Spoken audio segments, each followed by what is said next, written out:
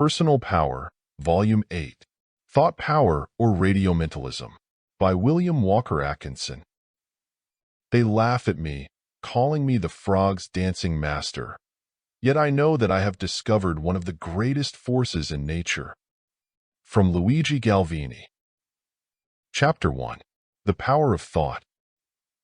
In this book, you are asked to consider a strange phase of personal power, a mysterious phase of your mental power, an aspect of your individual power which perhaps intuitively you have realized to be possessed by you, but which in all probability you have not understood in the same way in which you have understood the other phases of your personal power. Yet this strange phase of your power is quite as natural as are those most familiar to you. There is nothing supernatural about it. It falls into its place in the natural order of things.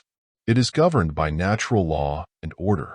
Like all the other forms of personal power to which we have directed your attention in the several other volumes of this series, this phase or form of personal power is one of the instruments or channels of expression of the powers of the I element of yourself, of that fundamental something, the existence of which you assert when you say I am I, and which is the base and ground, the center and the focal point of all of your conscious states. This I am I, in fact, is a focalized center of expression of that all-power from which all power proceeds, and in which we live and move and have our being, an expression of that which in this instruction is known as power. The particular phase of personal power which you are here asked to consider is known as thought power. By this term, however, we do not mean the exercise of the faculties of thought along the lines of logical reasoning, induction, analogy, judgment, etc., nor along the lines of creative and constructive imagination, inventive effort, etc., both of which lines we have considered in detail in other volumes of this series. The phase before you for consideration is that which is concerned with the influence of your mental states, particularly your ideas and mental pictures, over persons, things, and conditions external to yourself, with the influence exerted by your thoughts over your environment in general.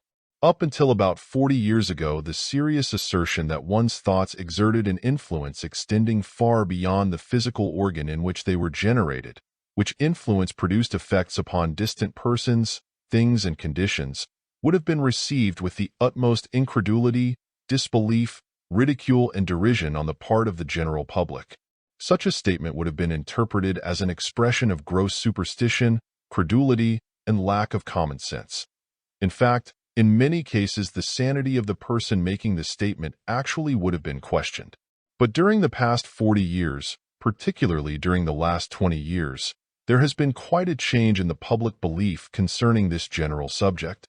At the present time, the statement above alluded to is regarded as quite familiar, trite, and commonplace, even though the hearer may not accept it as correct. It would be difficult in these times to find a person of ordinary intelligence who has not at least heard frequent references made to the power of thought operating actively in affecting physical states for better or worse, and in affecting one's environment in the same way.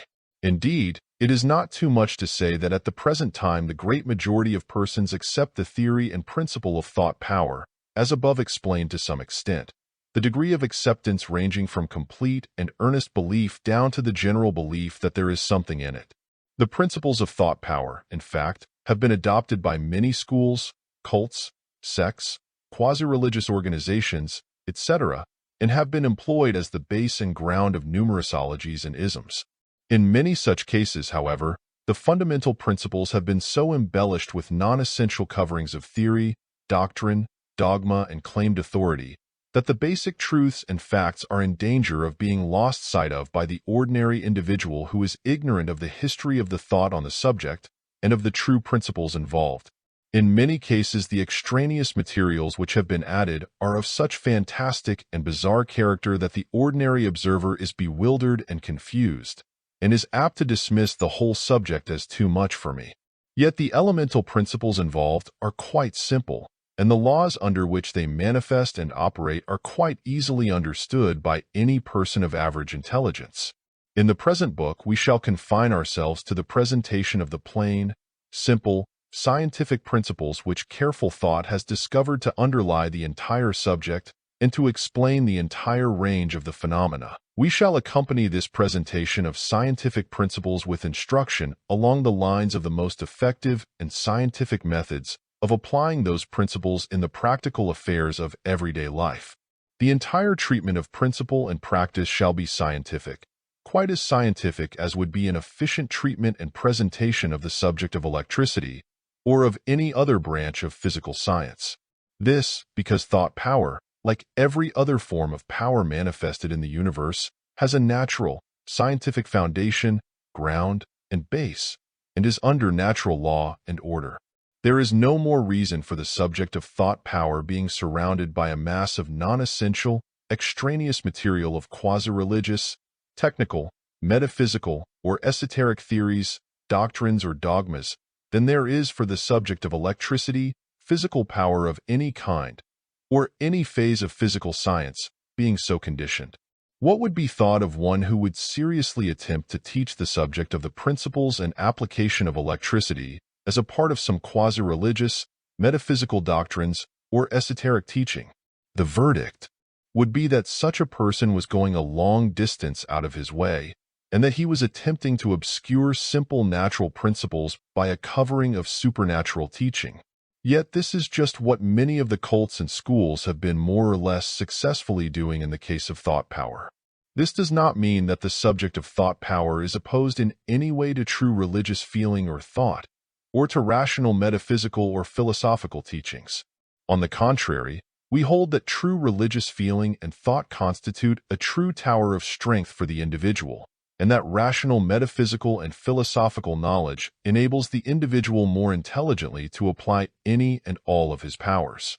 The distinction we wish to make is merely that thought power, like any other form of natural power, does not depend upon any particular religious, quasi-religious, metaphysical, philosophical, or esoteric doctrine, theory, dogma, or teaching. Like any other natural force, thought power operates along well-established natural lines, and may be successfully applied by anyone intelligently understanding the laws and order of its manifestation. Again, like any other natural force, thought power is no respecter of persons. It has no favorites among individuals. It affects all who come under its influence, unless they know how to divert its energy. It may be misused as well as used properly. It may bring pain as well as pleasure, harm as well as benefit, according to its direction and application. It may be bad as well as good, according to its use and direction, and according to the moral character of the person employing it. Like electricity, gravitation, light, heat, mechanical force, it is open to all persons, good and bad, high and low, just and unjust, provided that they know how to call into operation its forces. It may be set into operation by subconscious effort as well as conscious. Anyone, everyone, who can think has at his disposal that which we call thought power, which will respond to his efforts to set it into activity. In nature's plans, it follows the same general rule which governs all of the natural forces, energies, and powers. In our presentation of this important subject of thought power, however, we do not ask you to set aside or to discard, even for the time being, any of your favorite religious, quasi-religious, metaphysical, or philosophical beliefs or doctrines. The writers of this book entertain certain beliefs of this kind, perhaps the very ones entertained by you, and they hold fast to these, even though they may not introduce them into these pages. They merely ask you to be willing to follow them in their consideration of thought power as a purely natural force or power, just as you would have them consider electricity, gravitation, etc. They ask you to accompany them in their consideration of the subject of thought power along the lines of scientific treatment, rather than that of metaphysical, philosophical, or religious speculation, doctrine, or dogma. With the above understanding, let us now proceed to the consideration of the principles of thought power and of the methods underlying the efficient application of those principles. End of chapter. Chapter 2. Radioactive Thought. In our consideration of thought power, we are not concerned with the nature of the ultimate character of mind, or of spirit in its ultimate essence. Neither are we concerned with the precise nature of the relation between mind or spirit and the physical mechanism through which they, or it, manifest in the processes of thought. Enough for the purposes of the present consideration is the evident fact that what we know as thought consists of a process or series of processes in which the mechanism of the brain cells and brain substance is involved and employed by the natural energies playing upon it in some way as yet unknown to science. That thought is a process or series of processes in which energy plays upon the physical mechanism of the brain is admitted by the most careful scientific thought of today. The phenomena of thought can be scientifically explained in no other way. Without brain substance and cells, there can be no process of thought such as we know by that term. That energy of some kind is involved in such processes is undoubted by any scientific thinker. Thought is under natural law and order, and maintains an orderly trend and sequence in accordance with it. Thought processes may be measured, weighed, and gauged by delicate instruments designed in the modern psychological laboratories. Science is concerned only with the way things act, the laws governing their processes, and the orderly trend manifested in these processes. It does not attempt to go beyond these processes, if it be true science. It does not speculate concerning the ultimate nature of things, with first principles, or with ultimate realities. It is concerned with the pragmatic idea of how things work, and does not invade the field of things in themselves, i.e. things considered apart from their activities and phenomena. The latter class of speculations and inquiries belongs properly to metaphysical and philosophical thought, or is attached to religious faith. In our present inquiry, therefore, you are at liberty to have and to hold your own particular metaphysical, philosophical, or religious views concerning the ultimate nature of mind or spirit, to think of these as things in themselves, if you so wish. All we ask you to do is to consider the processes of thought, i.e. how thought works, as discovered by scientific inquiry, and supported by the indisputable facts of the case. You are asked to concede the fact that the brain substance and the brain cells are employed as the mechanism of thought, or the instruments of thought. This is asking you merely to admit what you already know to be a fact. You are also asked to regard the thought processes as being set into operation by the presence and power of some form of energy, i.e. by some internal or inherent power which is capable of acting, operating, or producing effects. This also is self-evident. You are also asked to accept the acknowledged and demonstrated fact that in the processes of thought there is an expenditure of energy and a consuming or combustion of brain material sufficient at times to increase the temperature of the brain area involved in the process. These are axiomatic truths of physiological psychology, originally arrived at by observation, experiment, and careful tests. So far, you will note, you have been asked to accept merely that which is accepted by ordinary scientific thought, and which forms a part of the general knowledge of every person of ordinary education and intelligence. You are now also to be asked to accept, at least tentatively, another truth or statement of facts, which is far from being so well known or accepted by the average person, and which still remains in the category of disputed facts in the realm of scientific thought, but which is fast becoming more widely and generally accepted by scientific minds, and which is receiving almost daily additional supporting and corroborating experimental evidence and proof. We have reference to the statement or assertion that thought is radioactive, i.e. is capable of being radiated over space external to the brain in which it is generated, there to produce effects and to cause results. This statement is supported by the enormous body of evidence concerning the existence of the phenomena of telepathy, thought transference, thought transmission, etc., which has accumulated by reason of the investigations and researches of scientific investigators extending over the period of the past 40 years or more. These discoveries have served to explain and account for much that formerly was classed as supernatural or occult. Such phenomena are now brought under the category of natural law and order. It is scarcely too much to say that 9 out of every 10 persons will be found to have had some personal experience along the general lines of thought transmission, or, as it is now generally termed, telepathy. Many experiences of common occurrence in the life of the average individual can be explained and accounted for only upon the general theory of thought radioactivity, as above defined. In addition to the testimony and general experiences above mentioned, Scientific thinkers have demonstrated logically that, theoretically at least, thought radioactivity is quite reasonable and logical, and is entitled to a respectful hearing and investigation at the hands of all true scientific persons. In fact, the many recent important discoveries concerning the existence of radioactive powers in various substances, and arising from many different forms of natural energy, may be said to render it quite reasonable, by analogy, to look for the presence of radioactivity in brain substance, this resulting from mental activity, even in absence of the supporting facts and experiences, and to justify the confident expectation of finding it there even if it had never before been discovered. Let us quote for your information the statements of two eminent scientists serving to demonstrate the scientific reasonableness of the presence and power of radioactivity in the thought processes as follows. Sir William Crookes, President of the Royal Society of England, in an address delivered before that society in Bristol, England, as early as the year 1898, long before the general scientific thought had been favorably directed toward the subject, said, "Were I now introducing for the first time these inquiries to the world of science, I should choose a starting point different from that of old, where we formerly began.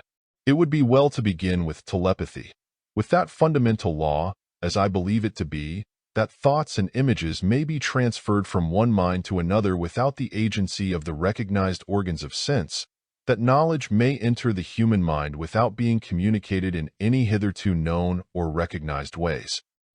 If telepathy takes place, we have two physical facts, the physical change in the brain of A, the suggester, and the analogous physical change in the brain of B, the recipient of the suggestion.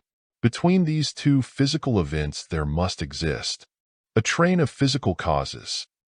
It is unscientific to call in the aid of mysterious agencies, when with every fresh advance in knowledge it is shown that ether vibrations have powers and attributes abundantly able to meet any demand, even the transmission of thought.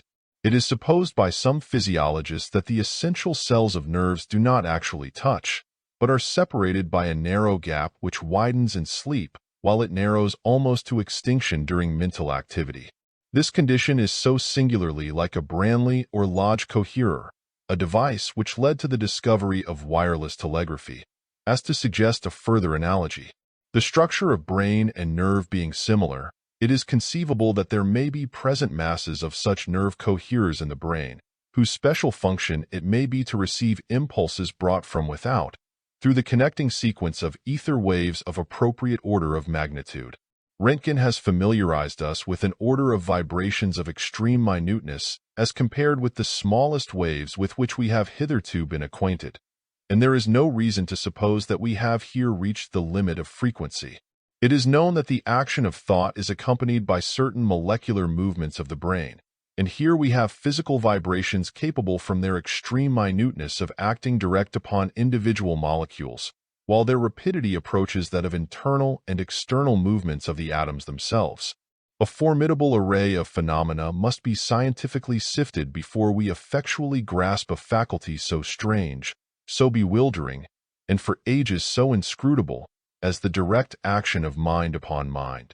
Camille Flammarion, the eminent French scientist, said, "The action of one mind upon another at a distance, the transmission of thought, mental communication at a distance, all these are not more extraordinary than the action of the magnet on iron, the influence of the moon on the sea, the transportation of the human voice by electricity, the revelation of the chemical constituents of a star by the analysis of its light, or, indeed, all the wonders of contemporary science."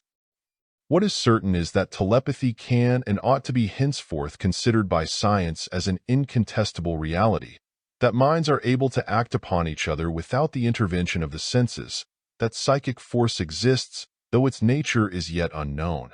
We now call your attention to the following statement of Bain, the eminent authority upon the subject of the relation of mind and body, not only because of its own importance, but also because of its office as an approach to the two several quotations immediately following it. Professor Bain said, "The structure of the nervous substances and the experiments made upon the nerves and nerve centers establish beyond doubt certain peculiarities as belonging to the force that is exercised by the brain. This force is of a current nature, that is to say, A power generated at one part of the structure is conveyed along an intervening substance and discharged at some other part.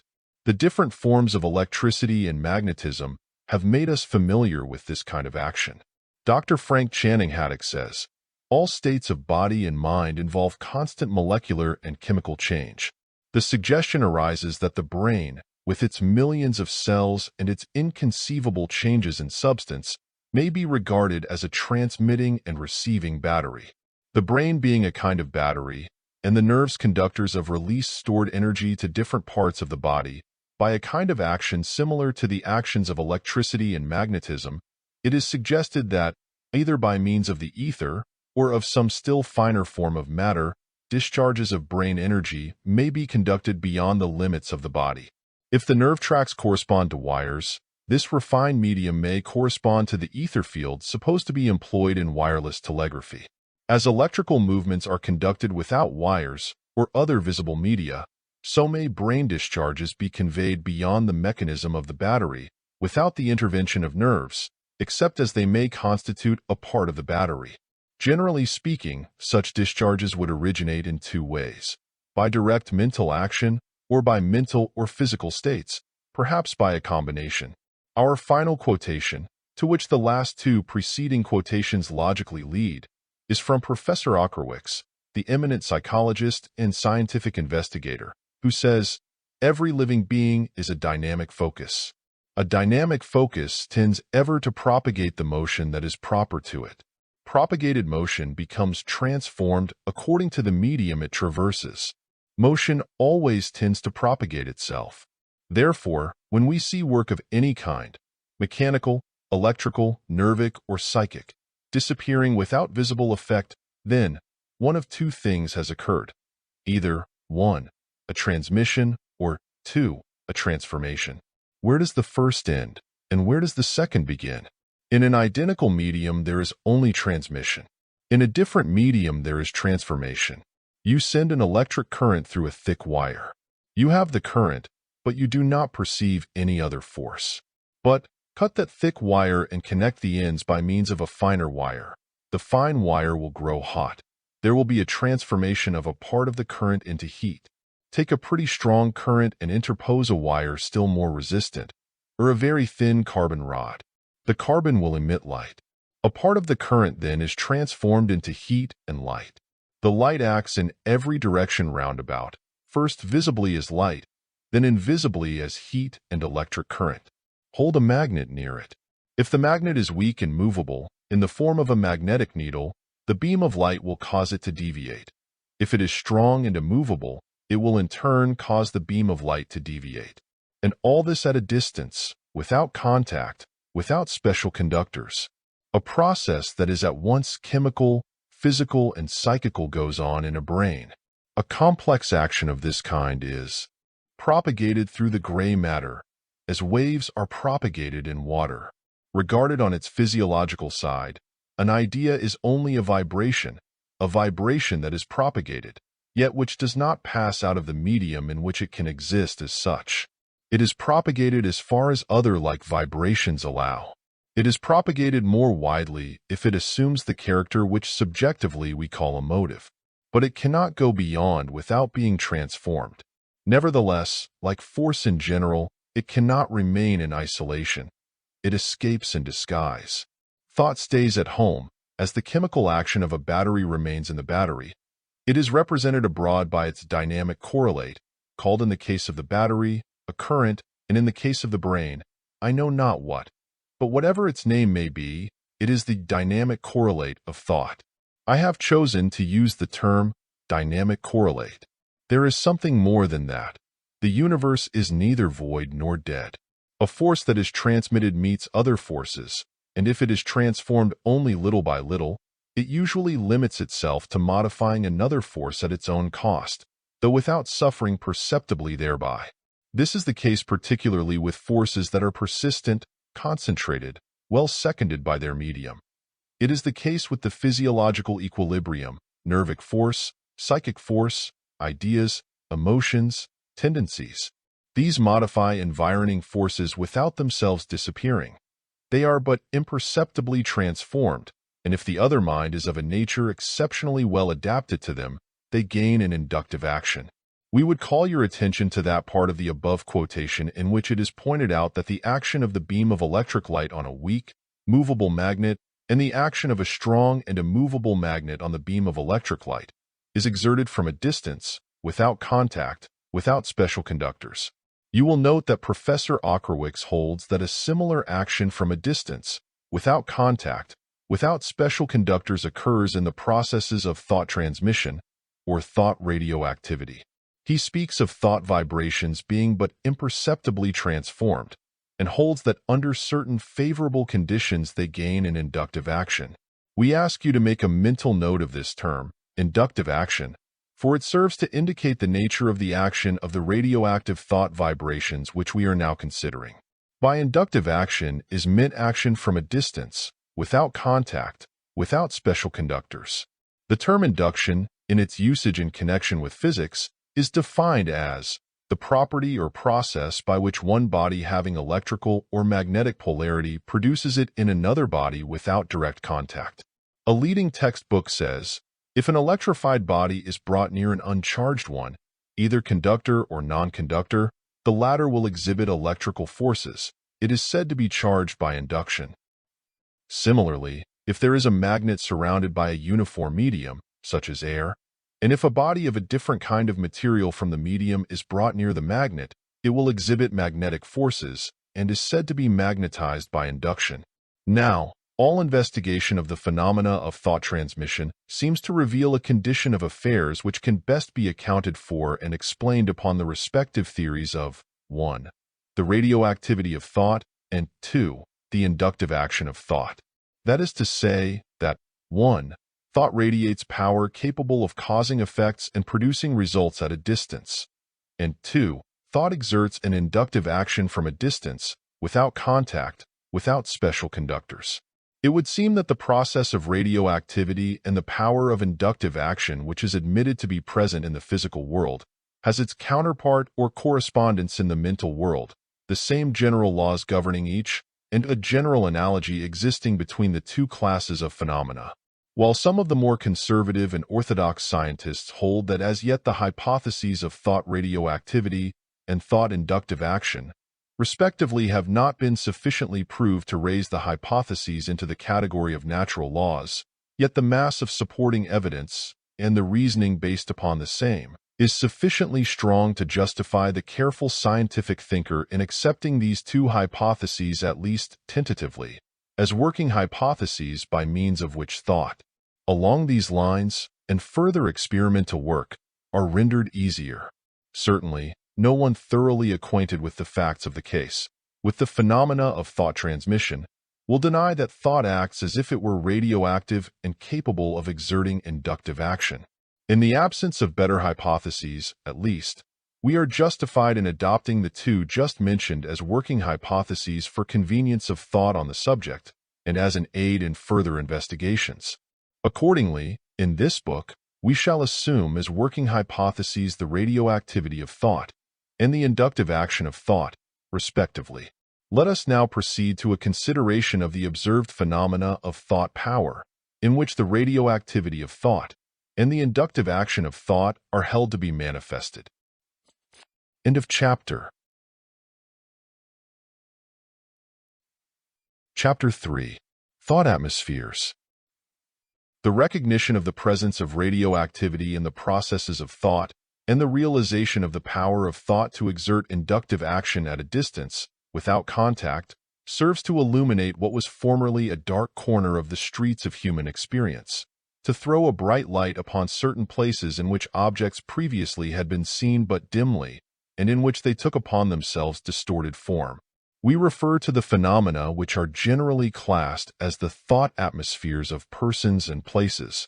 It certainly requires no extended argument to prove that there exists in connection with persons and places a certain subtle influence which may well be called an atmosphere of a psychic order, which produces an effect upon persons coming within the field of induction of the persons or places manifesting the atmosphere. These psychic atmospheres were formerly held to be related in some way to the supernatural, or else to be connected with some mysterious and occult powers of the universe which were outside of the realm of ordinary natural laws. But, thanks to the persistent and patient labors of the investigators, it is now known that these psychic atmospheres are quite as natural as are the fields of induction of electricity and magnetism, and quite as truly are under natural law and order. They are now recognized as phases of the general phenomena caused by radioactive thought and the inductive action of thought.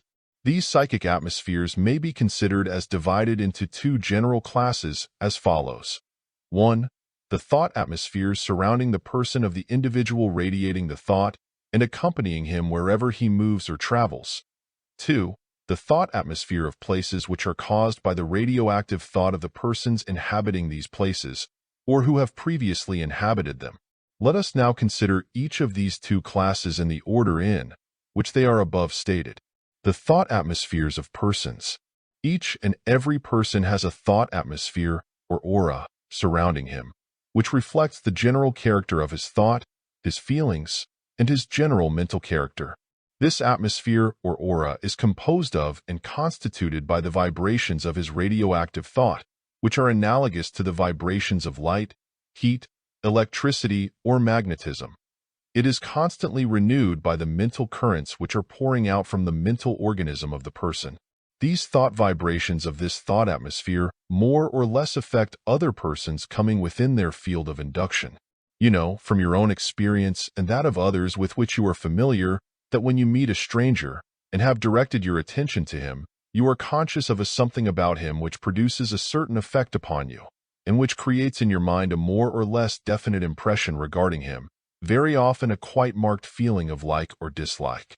In some cases, even though your attention has not been directed toward the person, that something about him is so strong and active that it attracts and holds your attention and makes you take notice of him.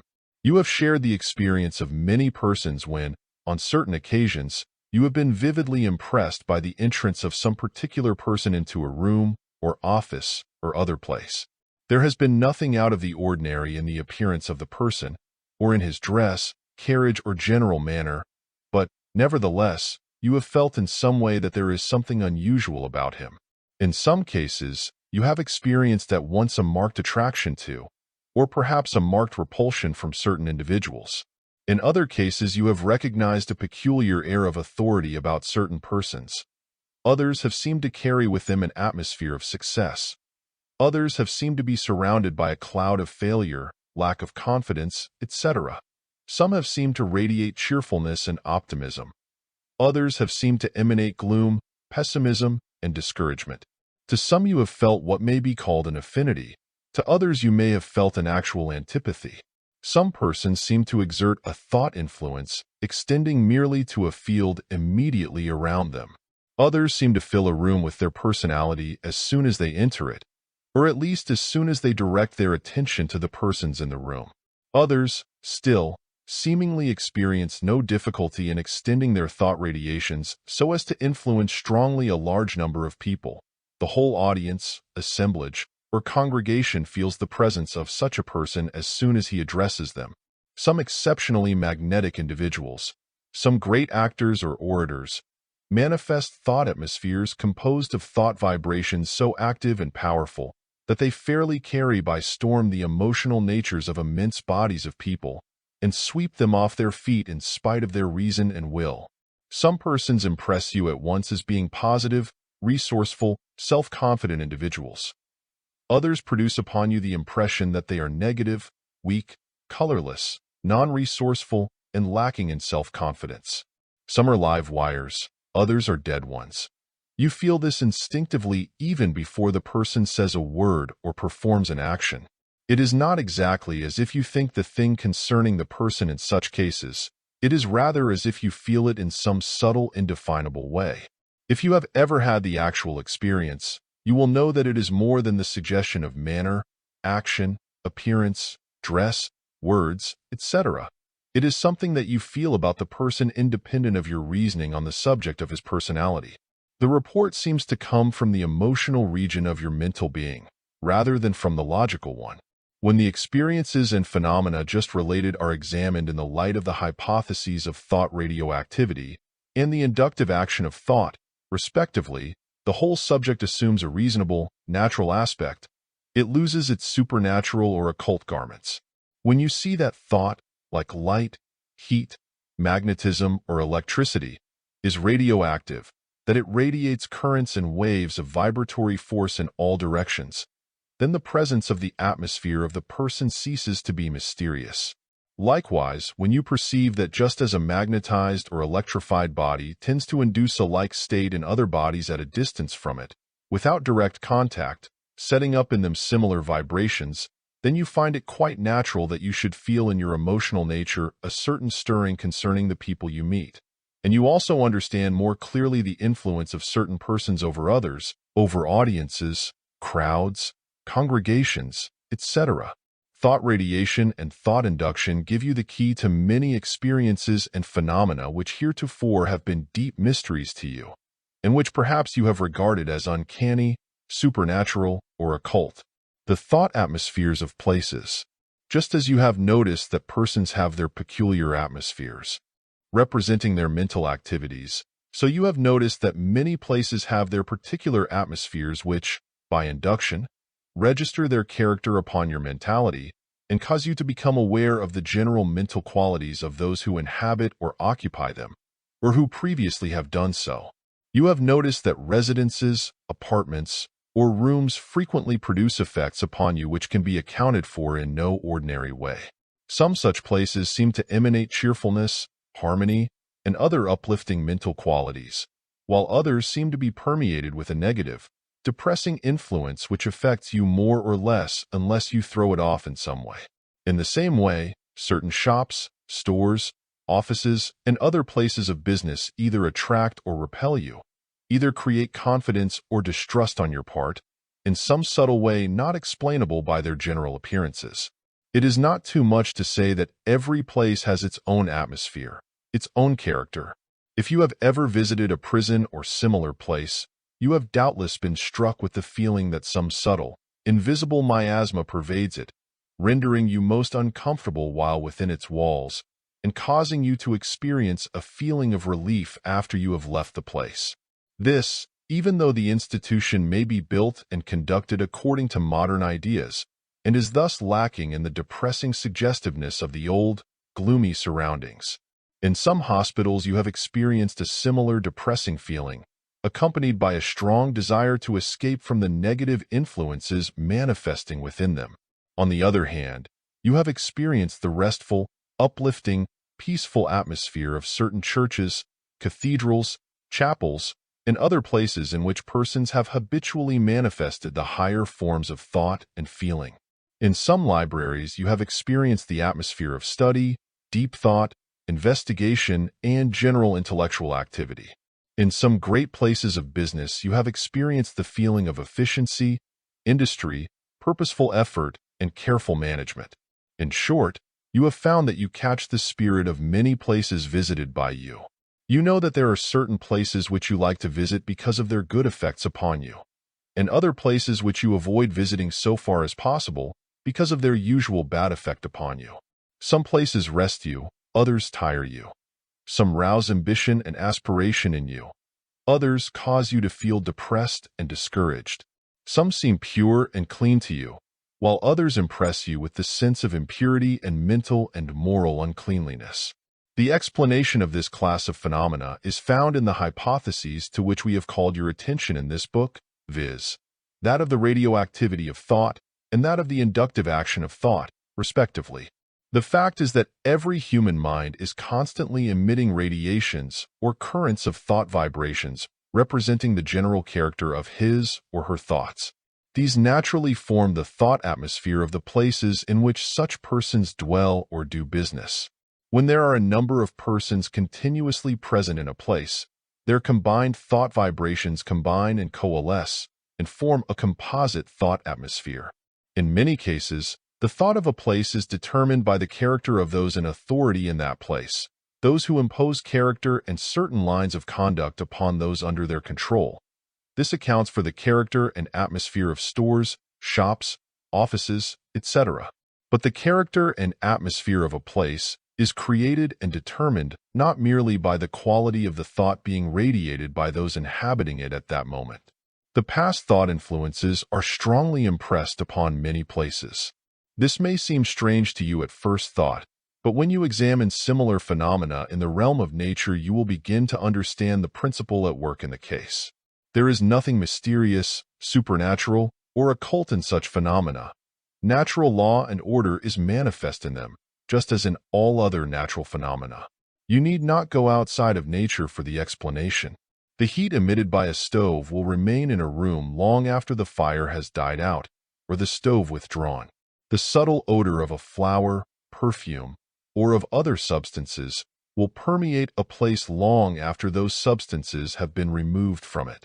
The odor of coffee, cheese, leather, etc., will cling to a store which years before was used for the purpose of storing these articles. Dresser drawers, cabinets, old letters, etc., will retain for many years the fragrance of the perfume which long ago was applied to them or placed within them. Astronomers tell us that the light we now see streaming from some of the far distant stars really was emitted by those bodies many thousands of years ago, and that if one of those stars were destroyed today, its light would continue to travel in space for many thousand years in the future. Oliver Wendell Holmes said, "What? You cannot conceive of a charge of cerebricity fastening itself on a letter sheet and clinging to it for weeks, while it was shuffling about in mailbags, rolling over the ocean, and shaken up in railroad cars? And yet the odor of a grain of musk will hang around a note or a dress for a lifetime." Do you not remember what Professor Silliman says in that pleasant journal of his about the little ebony cabinet which Mary, Queen of Scots, brought with her from France? How its drawers still exhale the sweetest perfumes. If they could hold their sweetness for more than 200 years, why should not a written page retain for a week or a month the equally mysterious effluence poured over it from thinking marrow and diffuse its vibrations to another excitable center? Professor Draper, illustrating the subtle effects of light, said, "Upon the walls of our most private apartments, where we think the eye of intrusion is altogether shut out and our retirement can never be profaned, there exists the vestiges of all our acts, silhouettes of whatever we have done. A shadow never falls upon a wall without leaving thereupon a permanent trace, a trace which might be made visible by resorting to proper processes. Photographic operations are cases in point. The portraits of our friends or landscape views may be hidden on the sensitive surface from the eye, but they are ready to make their appearance as soon as proper developers are resorted to.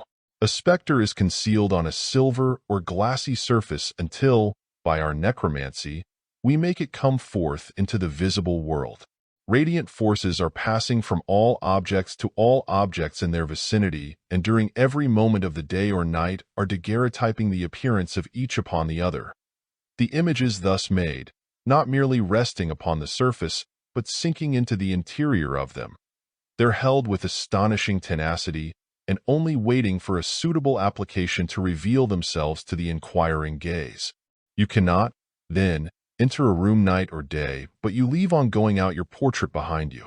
You cannot lift your hand, or wink your eye, or the wind stir a hair of your head, but each movement is infallibly registered for coming ages. The pane of glass in the window, the brick in the wall, and the paving stone in the street catch the pictures of all passers-by and faithfully preserve them. Not a leaf waves, not an insect crawls, not a ripple moves, but each motion is recorded by 1,000 faithful scribes in infallible and indelible scripture. Professor William Denton says, "All bodies, organic bodies more especially, are transmitting influences continually to surrounding objects, the tendency of which is to bring these objects into a similar condition to their own. Not more certainly does a rose diffuse its fragrance than human beings dispense their influence wherever they go. We are each surrounded by an atmosphere, which can convey to sensitives the impression of our character and condition. Wherever the foot touches the ground, the impression of the man is left upon it, so that even the dog, by means of it, can track his master hours after he has passed over the ground. Houses become so imbued with the influence of the people that live in them that sensitive persons can feel that influence as soon as they enter. And if it is unpleasant, they have a feeling of uneasiness, of positive unhappiness, as long as they are subject to it. Dr. Haddock says, frequented rooms store up this mass of human influences. The kitchen borrows the cook's character. The dining room registers the public family life. Sleeping chambers, especially, record the nameless history of undiscovered hearts. The writer is convinced that he has dimly sensed something of the personality of former occupants in various houses where he has lived. It is a common thought that rooms may be pervaded by the presence of absent people at one time familiar there. The atmosphere of a vacated saloon must differ vastly from that of a reputable theater, an art museum, a college, or a church. It is very probable that the mystery surrounding many so-called haunted houses might be dispelled by an inquiry conducted along the lines of the hypotheses of thought radioactivity and the inductive action of thought. In fact, one of the present writers has heard of the so-called spooks being driven away from such houses by means of scientific application of thought power along the lines now under consideration. For evil thought atmospheres may be overcome by means similar to that employed in turning the sunlight into a dark, damp cellar. Ghosts, in at least many cases, are naught but stored-up accumulations of past thought impressions and vibrations. The evil thought atmosphere of houses of ill repute has been known to linger long after the building has been taken over by a reputable business. Here, also, scientific treatment would have proved efficacious. The thought atmospheres of stores, offices, and business places in general are often quite marked. In many cases, they act inductively upon persons entering them for the first time, creating a distinct feeling concerning the character of the place. In cases of this kind, it will be found usually that the spirit of the place is practically determined by the characteristic mental states and actions of those in charge of the business in question. The persons constituting the management establish the policy of the concern in accordance with their own ideas and feelings. The policy of a business concern usually is a representation of the character of those who direct and establish that policy. Moreover, that policy, by reason of its effect upon the employees, soon creates an actual spirit of the place, or a huge, composite thought form built up of the characteristic mental vibrations of those taking part in the business. You have probably met with cases in which the management of a large business house has been changed, either by reason of the business being sold out to new people, or by reason of the owners employing some new man of strong character to take charge of the management of the concern. In such cases, there will be noticed almost immediately a change in the thought atmosphere of the place. In some cases, a complete change of atmosphere being plainly felt by persons visiting the establishment. The new keynote of policy sets into operation a new set of mental vibrations. An entirely new mental rhythm is established in the place.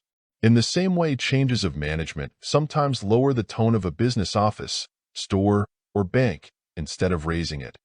Old patrons will be found complaining that the old place does not feel the same when I enter it. Large office buildings frequently have their characteristic general atmospheres independent of those of their particular office suites. The influence of a few tenants of strong character and marked mental tendencies, good or bad, will sometimes serve to establish a keynote of the building.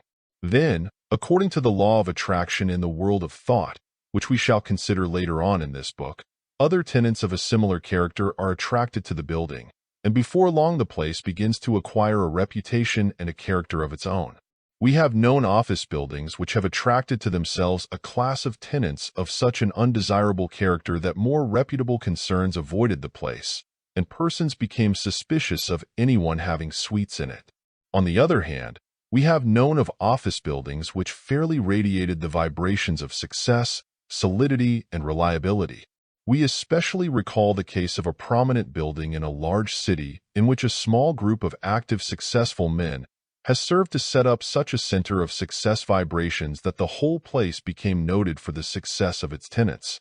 If you will talk with persons whose business requires them to visit different large office buildings, they will verify the above statements and will give you many striking illustrations gleaned from their own experiences. In the same way, Certain store or bank buildings have acquired a reputation for being lucky, while others have earned the classification of unlucky. There are stores in every city, the tenants of which for many years past have been quite successful and have earned money. There are also other stores in which practically everyone who has rented them has met with ill fortune and failure. These facts are familiar to every businessman who has kept his eyes open. In many cases, the facts just noted have been attributed to mere coincidence, while by others they have been attributed to some supernatural or occult agency. But, whatever may have been the explanation accepted, it is noticeable that most businessmen will avoid the hoodoo places and will seek the lucky ones. An understanding of the laws of thought radioactivity and of the inductive action of thought will serve to explain and account for phenomena of the kind just mentioned, and to bring such under the category of natural cause and effect. Moreover, a knowledge of these laws would have served to indicate a method of scientific treatment of the unlucky, hoodoo places which would have taken the curse off them in a perfectly natural, scientific way. As you have probably already inferred from the foregoing statements, not only do dwelling houses, business houses, office buildings, and public places have thought atmospheres of their own which are felt by those who enter them, but also many villages, towns, cities, and even entire countries have their respective thought atmospheres made up by the composite thoughts and mental states of the individuals forming the inhabitants of the places. In old established communities this is more noticeable, because in such cases time has built up a decided thought character for the place. But even in newer communities the same law is in operation, and its effects are manifested. If you will stop to think for a moment, you will realize that every town or city that you know has its own special character, its own spirit, its own atmosphere, and that each induces its own particular kind of feeling in you when you visit it. Each town or city, like each individual, has its strong points and its weak points, characteristics that you like and those which you do not like. But each is different. Each impresses you in a different way from the others. Towns and cities have decided individualities of their own. Their respective characters are built up of the composite thought influences of the past and present, these serving to attract to the place individuals of a similar mental trend, and to drive away from the town those individuals who are not in harmony with the spirit of the place. Persons coming into a strange town or city are usually keenly aware of the change in the thought atmosphere, and often are rendered quite uncomfortable by it. But in time they either adjust themselves to the new conditions by taking on sufficient of the new influences and characteristics to bring them into at least reasonable harmony with their mental environment, or else they find the new conditions unbearable and are themselves compelled to leave the place. Sometimes, however, when by reason of a rapid change in economic conditions a town or city is subject to a strong influx of new inhabitants, particularly when the latter come rapidly and in considerable number about the same time, then the thought influences of the newcomers may serve to overcome, or at least to neutralize, the old thought atmosphere, and in a short period of time the thought atmosphere of the place has changed. In such cases, a person revisiting the place after a short absence is struck by the change, and is apt to remark that a new spirit seems to pervade the place.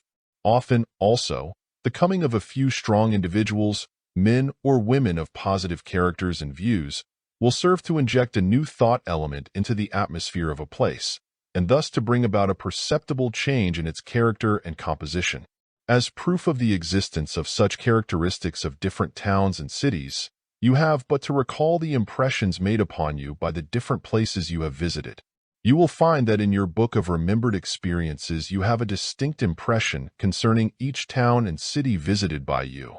You may have even the record of the different impressions produced upon you by different sections of the same city.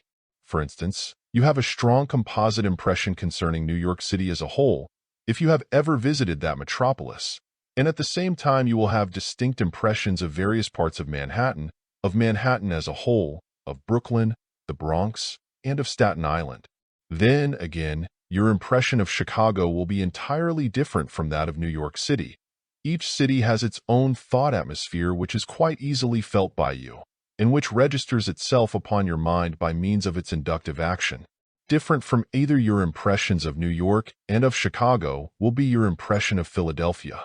Still different is the atmosphere of Detroit, of Boston, of Pittsburgh, of New Orleans, of Denver, of Kansas City, of St. Louis, and of the other large cities of the country.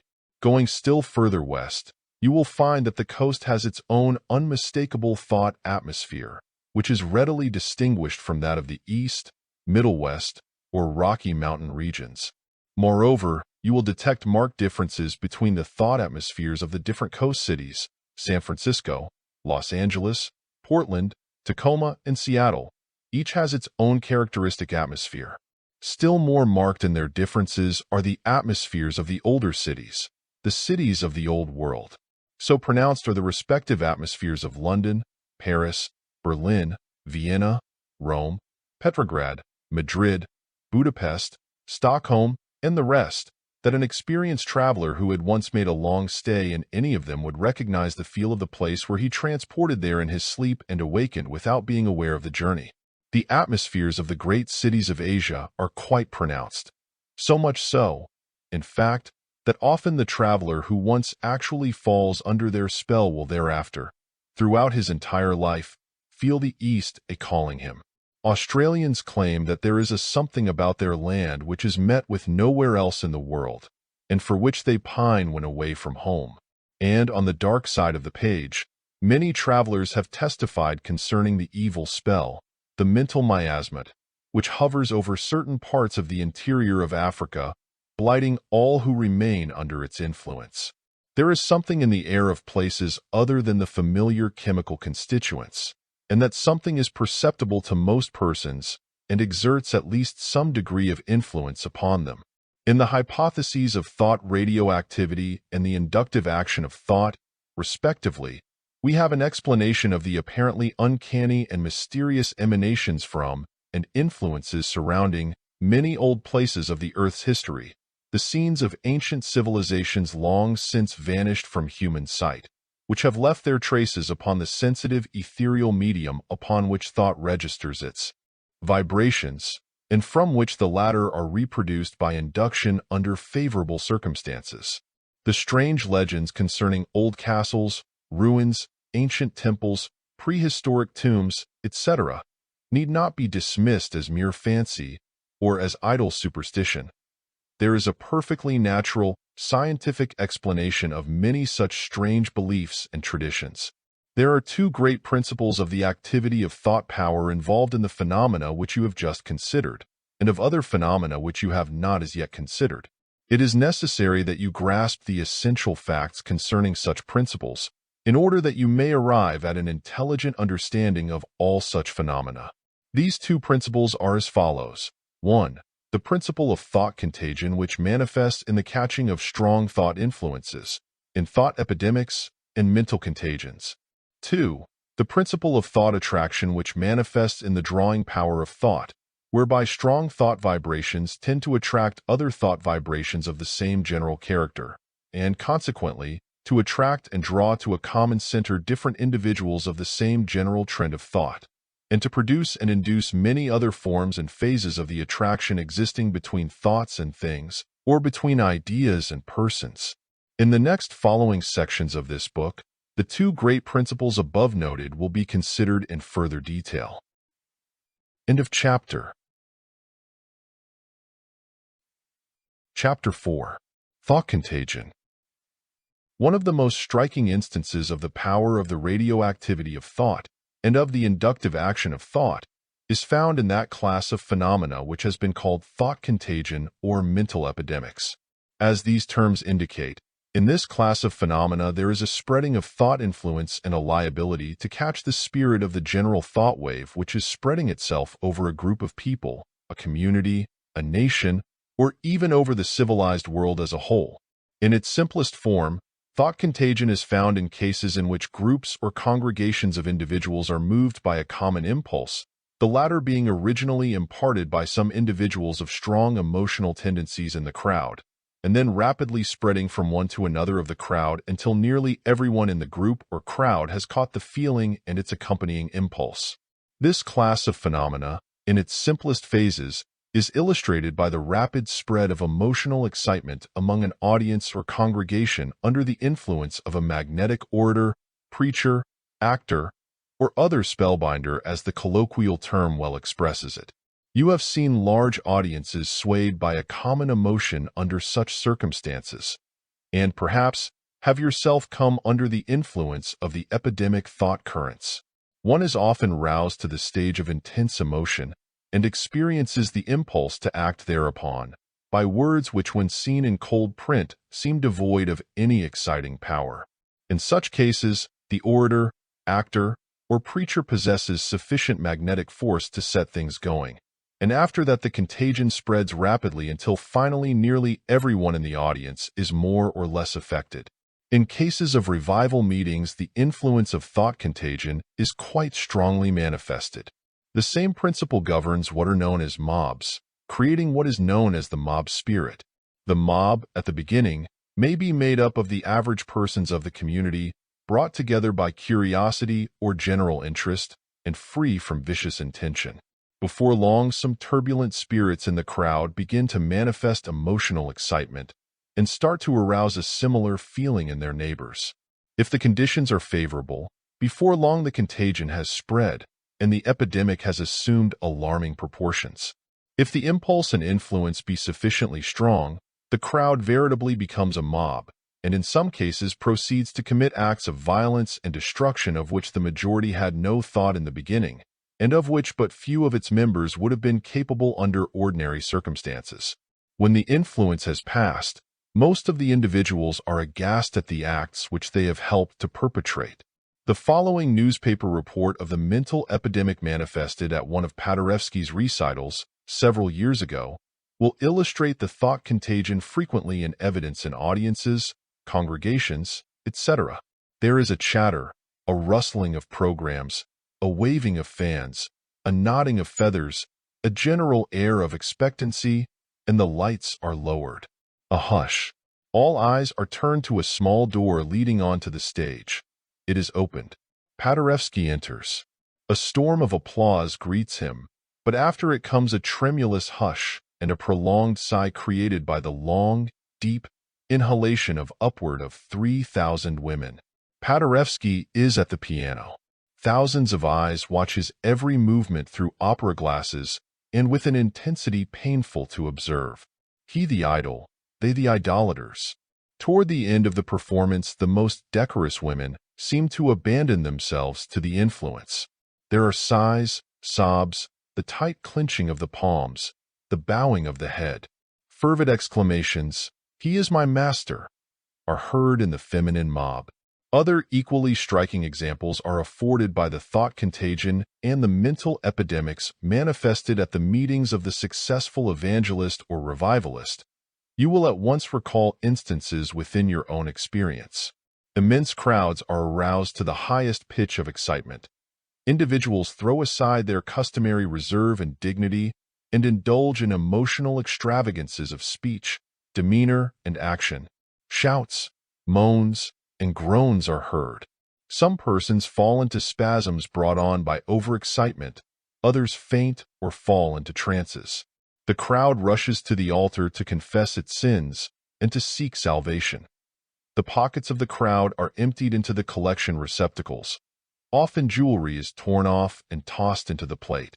Even the scientific observer, though holding himself well in hand, often feels the surges of emotional contagion, and may even be surprised to feel the tears coursing down his cheek. Though his head remains cool, his heart has been aroused by the heat of the emotional contagion. In the case of the mob, a similar psychological background exists. Cedes describes as follows a crowd being infected by the mob contagion. When the preacher, the politician, the stump orator, the ringleader, the hero, gains the ear of the crowd, an ominous silence sets in, a silence frequently characterized as awful. The crowd is in a state of overstrained expectation. With suspended breath, it watches the hero or the interesting, all-absorbing object. Disturbing impressions are excluded, put down, driven away by main force. So great is the silence induced in the fascinated crowd that very frequently the buzzing of a fly, or even the drop of a pin, can be distinctly heard. All interfering impressions and ideas are inhibited. The crowd is entranced and rapidly merges into the mob state. Tolstoy, in his War and Peace, pictures the mental condition of a crowd which was rapidly being transformed into an entranced mob. The crowd remained silent and pressed on one another closer and closer, to bear the pressure of one another, to breathe in this stifling, contagious atmosphere, not to have the power to stir, and to expect something unknown, incomprehensible, and terrible, became intolerable. Those who were in the front, who saw and heard everything that took place, all those stood with eyes full of fright, widely dilated, with open mouths, and straining their whole strength, they kept on their backs the pressure of those behind them. Cedes, in the following striking passages, cleverly pictures the effect of mental suggestion upon an entranced crowd rapidly sinking to the mob state. The suggestion given to the entranced crowd by the master spreads like wildfire. The given suggestion reverberates from individual to individual, gathers strength, and becomes so overwhelming as to drive the crowd into a fury of activity, into a frenzy of excitement. As the suggestions are taken by the mob and executed, the wave of excitement rises higher and higher. Each fulfilled suggestion increases the emotion of the mob in volume and intensity. Each new attack is followed by a more violent paroxysm of furious demoniac frenzy. The mob is like an avalanche. The more it rolls, the more menacing and dangerous it grows.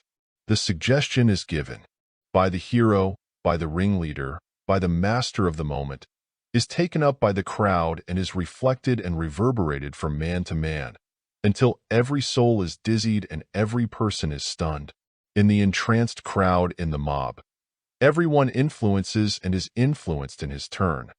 Everyone suggests and is suggested to, and the surging billow of suggestion swells and rises until it reaches a formidable height. The mob energy grows faster than the increase in numbers.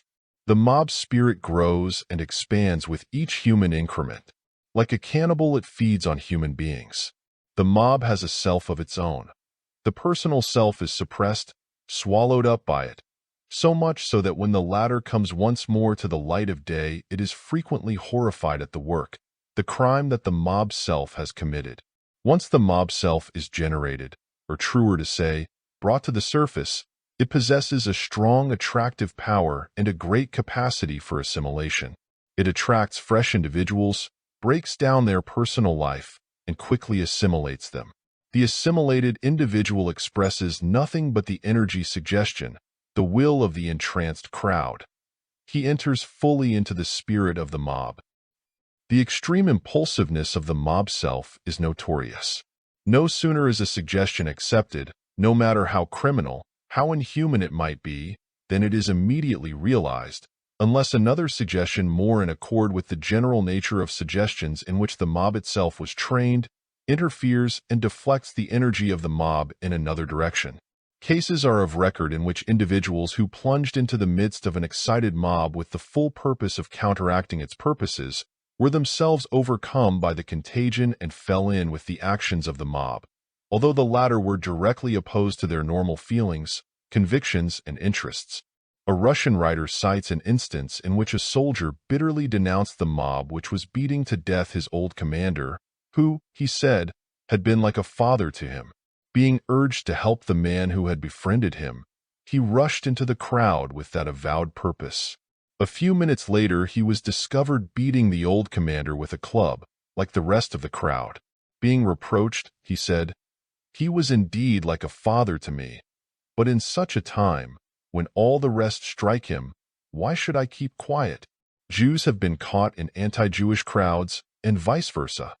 The individual being carried away by the thought epidemic. Almost incredible instances are recorded concerning the influence of thought contagion, leading to the participation of persons in mob movements directed against their own kindred class, sect, or faith. Another form of thought contagion, or of mental epidemics, is the condition of panic or stampede manifested by crowds, communities, and even entire countries at many times in history. There have been many instances of the rapid and widespread of popular fear of the coming of the end of the world.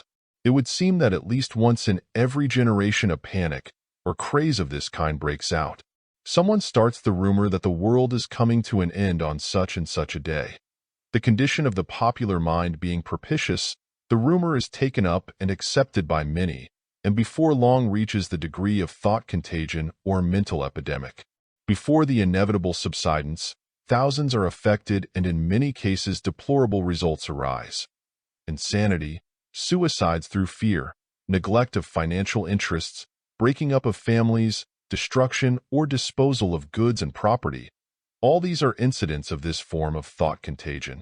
Similar mental epidemics arise from the appearance of comets, accompanied by dire prophecies, the appearances of plagues of various kinds, the rumors of financial calamities about to overtake the country, and similar prophecies or promises of evil. In short, it seems that under certain general psychological conditions, arising from a number of favoring causes, it is possible that a panicky condition, or a general stampede, may be started from the simplest beginnings and by reason of the most irrational ideas. Like a herd of frightened cattle or horses, like a crowd of sheep, like a flock of chickens, the great masses of people catch the contagion, take fright, work themselves into a state of panic, and away they go in a wild stampede, all without valid reasons or sufficient motives. In the same way, strong waves of speculative excitement, gambling crazes, get-rich-quick epidemics have affected large masses of people. Apparently, all at once, great numbers of people will rush to invest their hard-earned money in some wild, fantastic, unbusinesslike scheme which has been widely heralded. Then scores of similar schemes are evolved. Like mushrooms, they grow overnight. Persons heretofore careful and prudent throw aside all caution and forethought, and actually beg the promoters of the wild enterprises to accept their money, to let them in the scheme. Then, sooner or later, the bubble bursts and the excitement dies out at once. After it is all over, the public wonders how it ever could have happened. The people keep on wondering, until history repeats itself as it always does when given sufficient time. As illustrations of the financial crazes or epidemics due to thought contagion or mental epidemics, we cite the following three celebrated instances. 1. The tulip craze of 1634, where the Dutch people experienced an epidemic of belief in the get-rich-quick possibilities of tulip raising. Ordinary industry was suspended, and practically everyone took to raising tulips. Fancy tulips rose in value equal to that of diamonds. They were sold by the grain, or even by more minute weights. People sold their houses and lands, their furniture and their businesses, in order to speculate in tulips. Money poured into Holland from other countries to which the epidemic had spread. In time, a panic succeeded the craze, and the bubble burst, causing the ruin of thousands of persons. 2. The Mississippi Company craze of 1717, in which the thought contagion or mental epidemic reached heights which now seem almost incredible. This craze had its seat in France, where John Law, a shrewd Scotchman, obtained from the region of France the exclusive rights for his company to trade on the west bank of the Mississippi River in America. Later, the exclusive privileges were extended to the East Indies and the South Seas. Law announced probable profits of 120%. Thousands of enthusiastic Frenchmen of all ranks and classes fought at Law's doors for the privilege of subscribing for shares in his company. The nation indulged in an orgy of gambling. The streets were transformed into trading floors for the sale of stock. The public acted as if it were drunk. The wildest excesses were manifested. Finally, the bubble burst. Thousands of persons had lost their all, and many were reduced to actual poverty. 3. The South Sea Bubble of 1720, in which the English public was subjected to a severe attack of thought contagion or mental epidemic. The South Sea Company, by means of false rumors, started the craze. The rumors spread, gaining in size and strength as they traveled. Soon it was believed that the investment of £100 would bring a sure return of many hundreds of pounds per annum. People abandoned their ordinary occupations and became speculators in shares of stock. Imitation schemes were born, and people fought to trade in their shares. The whole country was infected with the get-rich-quick virus. The most absurd schemes were evolved, and nothing seemed too silly to receive popular support. The shares of the South Sea Company finally reached the point of 1,000% increase. Finally, the bubble was pricked. Stocks fell. A panic ensued. Thousands were utterly ruined financially. These three great cases of thought contagion, or mental epidemics, serve to illustrate the general principles underlying all similar cases. In this country and in Europe, there have been other cases of financial crazes of a similar character which have occurred during the past century. Every person of middle age will readily recall instances of this kind, of greater or less severity. Cedes says of this class of cases, "The course of speculation epidemics is to rise to the highest point of heavenly bliss, and then to fall to the lowest depth of misery, to pass from a state of acute maniacal exaltation to a state of still more acute melancholic depression. Great waves of religious revival epidemics have at times rolled over countries, affecting many thousands, and in many cases causing deplorable results. In America, the earlier part of the 19th century was remarkable for such cases. Several great revival epidemics flourished in this country in the first half of that century. In 1800, in 1815, and again in 1832, the great American revivals flourished. In many cases the public, especially in remote districts, literally went mad.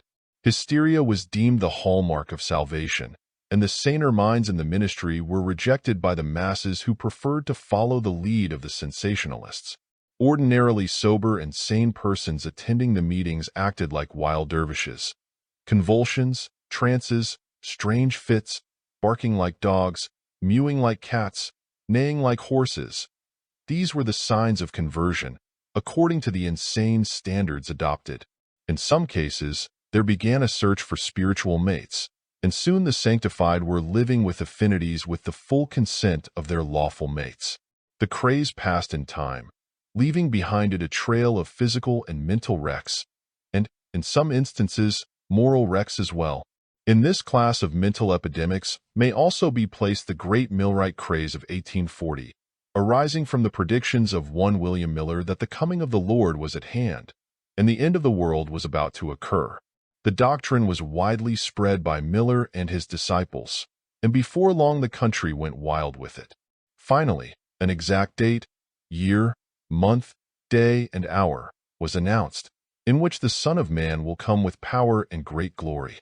Then came the gift of tongues and the gift of prophecy to the faithful. Men and women disregarded their work and their homes, and indulged in orgies of religious hysteria. In many cases families were forsaken and abandoned. Nights were passed in exhortations and prayers. It is recorded that night was rendered hideous by their screams. Property was given away freely, or else abandoned. White ascension robes were prepared by the faithful for the great day. The day came. The faithful waited, some even ascending trees in order to be the first to ascend to heaven. Nothing happened. Great discouragement was manifested by the many who were ruined. A mistake in dates was announced, and a new date fixed. Many accepted this change, and the program was repeated. In 1844, the second prediction failed, and the craze was over, leaving behind the usual trail of wrecked minds and bodies. Students of history are familiar with the celebrated mental epidemics of older times. The Crusades epidemic carried men and women, and finally even young children, toward the Holy Land in order to rescue the Holy Sepulchre. Thousands upon thousands died on the journey. Others were captured and sold as slaves. The final crusade was composed entirely of young children, boys and girls, many of whom met with terrible fates. Then came the flagellant craze, in which thousands of men and women, often almost or entirely nude, marched the streets, scourging themselves with leather thongs until the blood flowed freely. Then came the dancing mania, in which men and women, boys and girls, danced the streets in an ecstatic mental state. Then came the several Messiah epidemics among the Jews, in which the wildest excitement prevailed and almost insane excesses were manifested. Then came the successive waves of witchcraft crazes, in which many thousands of innocent persons were adjudged to be witches or possessed of the devil, and accordingly hanged or burned at the stake. The story is a pitiful one. When reason forsakes her throne, chaos reigns. With the increase of public knowledge and the spread of popular education, the character of these mental epidemics has changed, but the principle remains the same.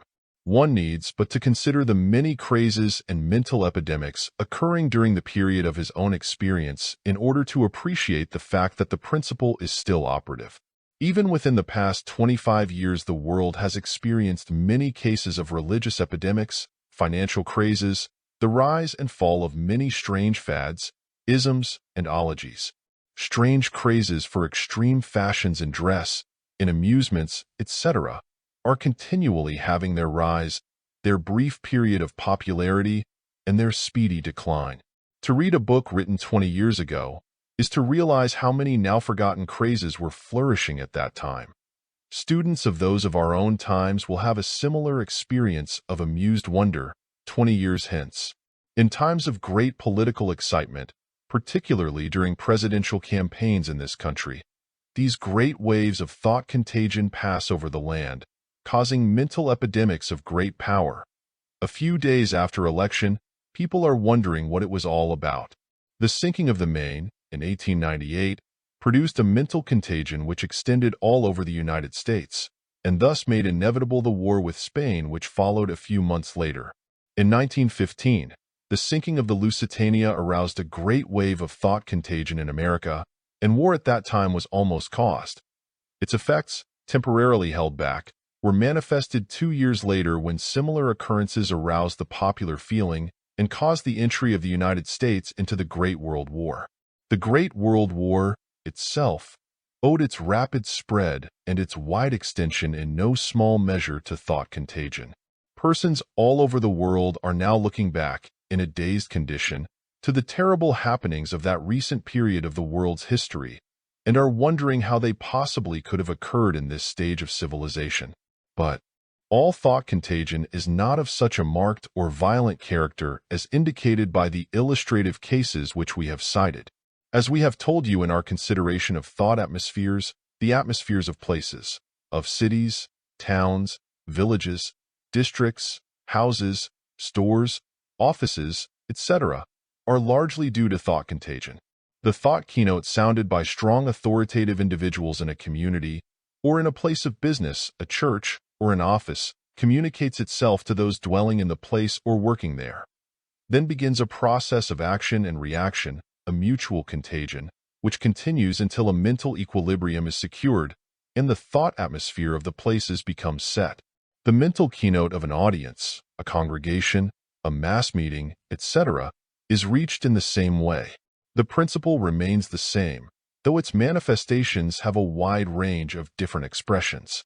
You must not fall into the error of supposing that all thought contagion is harmful, evil, or detrimental, or that every mental epidemic is a bad one. On the contrary, good thoughts are catching as well as are bad ones.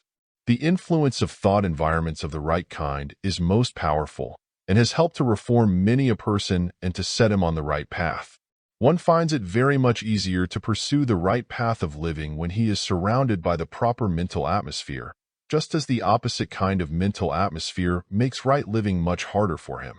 This fact is instinctively understood by those working for human betterment, even though they may not understand the true causes underlying what they call environmental conditions. The right kind of environment is the place in which the proper kinds of thought vibrations are habitually manifested, and the appropriate kind of mental atmosphere maintained. An understanding of the true causes of environmental influence will serve to clear up many apparent mysteries which attract the attention of all students of the subject. Neither should you fall into the error of supposing that you are at the mercy of every wave of thought contagion, of every mental epidemic that comes in your direction. The more that you understand the nature of thought contagion and mental epidemics, the less liable will you be to be affected or infected by those of an undesirable nature. Forewarned, forearmed, says the old proverb, and it is true in this case. When you know the symptoms, you may deliberately guard against the infection by determinedly turning your thoughts and attention in the opposite direction and by bringing your reason into action. Finally, you may realize so fully the fact that the I am I is the master that you may erect a defensive barrier against all thought influences of a detrimental or harmful character, while opening yourself to the inflow of helpful, positive, advantageous thought influences. In the later sections of this book, these matters will be gone into in further detail. In conclusion, let us remind you that in knowledge there is power, in this matter of thought contagion and influences. A knowledge of the facts is in itself a strong weapon of defense. Again, let us assure you that there is nothing to fear in the case. That is, there is nothing to fear but fear. For fear is the great negative, depressing, weakening mental state. Fear thought invites undesirable mental currents and contagion. Fearlessness repels them. Fearlessness is positive.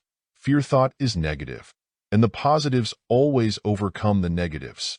The individual who realizes in consciousness the real nature of his I am I, and who recognizes its impregnable position, may stand on the solid rock of his own selfhood, which is grounded on the base of all power, and from that point may defy the winds of negative thought influences and the waves of popular mental epidemics which sweep away the resting places of those who have built upon the sands of the superficial personality. Your real self is a mighty fortress, of the gates of which you alone hold the key.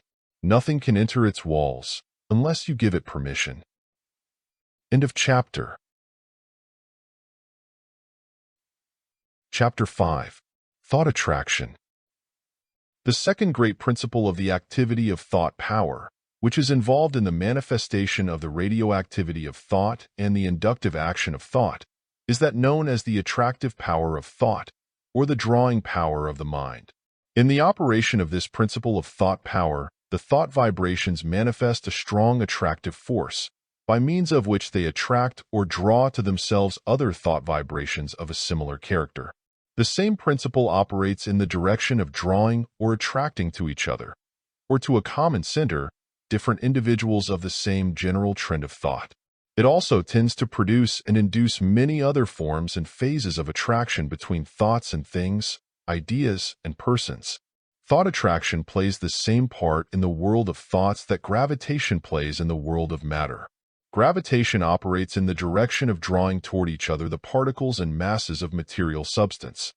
Thought attraction operates in the direction of drawing together those thought currents, thought waves, thought vibrations, etc., which are of the same or a similar nature. Thought attraction operates along the lines of the general rule that like attracts like, and thoughts manifest a tendency which is well expressed by the familiar adage, birds of a feather flock together.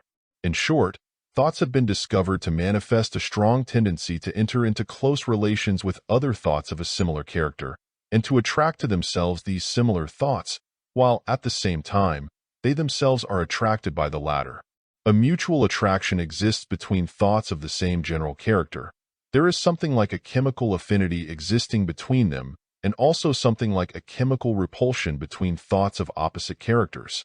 As a consequence, the person who in a strong degree manifests definite thoughts of a certain character sets into operation the power of thought attraction, and thereby draws and attracts to himself the thought vibrations, thought waves, or thought currents of other persons whose thoughts closely resemble his own. In short, such a person draws from the great mental atmosphere, surrounding him on all sides, the active energy of those thought vibrations which are in harmony with his own. And at the same time he repels from his mental atmosphere those thought vibrations which are inharmonious with his own. This, as you will readily see, applies not only to desirable and advantageous thoughts and mental states, but also to those which are undesirable and disadvantageous. You have frequently experienced the working of this mental principle in your own mental states. You have dropped into a mood of depression and gloom. Everything looks blue to you, and nothing seems worthwhile. The cause may be physical, or it may be purely mental. It matters not, so far as the effects upon other thought vibrations are concerned. Before long, you will feel as if a deep cloud of depression were settling upon you, shutting out the rays of the sun, and enveloping you in a mental atmosphere of gloom, pessimism, and discouragement. You have attracted toward yourself the thought vibrations of other persons which are in harmony with your own. This, in turn, will result in a still more powerful attractive force being set into operation in the same direction, and you will go from bad to worse in the matter of gloom and depression. Finally, however, the protective forces of your being will cause a swing of the pendulum in the other direction, and you will experience temporary relief. But if you persist in encouraging gloomy thoughts and the consequent attraction of similar thought vibrations, you may eventually reach a state of chronic depression and gloom into which the sunlight of cheerfulness is almost unable to penetrate. Your only hope, in such case, is deliberately to set into operation thoughts of an opposite character, thoughts of cheerfulness, hope, and encouragement, which will attract other thoughts of a like nature, and will thus counteract and neutralize the negative, depressing mental states which have afflicted you. In the same way, though in the opposite direction, you will find that if you will strive to secure and to maintain the characteristic mental state expressed by the words bright, cheerful, and happy, you will attract to yourself similar bright, cheerful, and happy thought vibrations, thought waves, thought currents. You will feel their uplifting influence almost at once, and will experience the delight and advantage of a mental atmosphere of this kind. Not only will you attract these positive, inspiring thoughts, but you will also repel the negative, dispiriting thought influences in the great mental atmosphere surrounding you. Thoughts of hate, anger, envy, and jealousy tend to attract to themselves the thoughts of others of the same kind, and these, in turn, induce a still higher degree of these objectionable mental states in your own mind. You sometimes bring upon yourself veritable whirlwinds of hate thoughts by sending forth strong thought vibrations of that kind. The old saying that curses, like chickens, come home to roost, has a practical realization in cases such as we have just mentioned. In the processes of thought power, your mental loans are returned, with compound interest, the payment being made in the same kind of mental coin, good or bad, which you have paid out. If even from only a purely selfish point of view, it pays to send out the right kind of thoughts. Avoid sending out thoughts of a character which you would not like to have returned to you in kind, with interest. On the other hand, so that you may reap, so that which you hope to reap, in the field of thought. From what has been said, you will see that the inductive action of thought is largely modified and influenced by the attractive power of thought. The degree of the liability to induction, contagion, or thought influence of any kind depends largely upon the character of one's own thoughts. In other words, one is far more likely to be affected and influenced by thought vibrations, currents, waves, or atmospheres in harmony with the character of his own thoughts than by those not in harmony therewith. In fact, such a definite ratio exists between thought induction and thought attraction that an exact formula might be worked out by a competent mathematician familiar with the data. Another important and interesting point should be noted in your consideration of the subject of thought attraction. We have made reference to the fact that not only do you attract thought vibrations, thought waves, thought currents, thought atmospheres, etc., of a harmonious character, into which your thoughts have a natural affinity, but that you also attract to yourself, by the power of thought attraction, other persons whose thoughts have an affinity and harmony with your own. In the same way, you attract to yourself, and are attracted by, other persons whose interests run along the same general lines as your own. You draw to yourself the persons who may be necessary for the successful carrying out of the plans and purposes, the desires and ambitions, which fill your thoughts most of the time. And in the same way, you are drawn toward those into whose plans and purposes you are fitted to play an important part. In short, each person tends to attract toward himself those other persons whom he needs in order to materialize his ideals and to express his desires, provided that he wants hard enough and that the other persons are in harmonious affinity with his plans and purposes. According to this principle, certain towns and cities of a strong mental character tend to draw to themselves persons from all over the country, and even from other countries, whose general mental natures are in harmonious affinity with those of the place. In the same way, Many individuals of certain general mental or emotional characteristics are almost irresistibly attracted by and drawn to certain towns and cities with the general mental character of which they are in harmonious affinity. You have often seen cases in which persons could not keep away from certain towns, cities, or parts of the country for which they were naturally fitted by reason of their mental characteristics. This is one of the reasons why particular places rapidly take on certain mental characteristics once the process of thought attraction and thought induction have been started. There are other, and more subtle, phases of the operation of thought attraction which must be noted here, although they involve the activities of certain powers of the mind and of nature, which are but little understood by the great masses of persons. We have reference to the fact that by thought attraction not only other persons are attracted, but that also the conditions, environment, and circumstances necessary for the effective expression and manifestation of one's thoughts are often brought into actual relation to him. They can scarcely be said to have been attracted to him. Rather does it seem that he is attracted to and by them. There evidently is some sort of correlation set up between these things and one's thoughts, and subtle natural forces are called into operation in order that there may be a coordination of the person, the time, the place, the conditions, the opportunity required for the expression and materialization of the thought. One of the present writers, about 20 years ago, wrote the following statement concerning the general operations of the laws of thought attraction. They serve equally well to express the general idea today, even in the light of the investigations which have been made along the same lines during that period of time. We take the liberty of quoting the statement in full, believing that it will possess a special interest to the readers of the present book. The statement in question is as follows. Your thoughts place you in connection with the outside world and its forces, and you attract and repel people and things by the character of thought held. You and they are attracted to each other because your thoughts are pitched on the same key.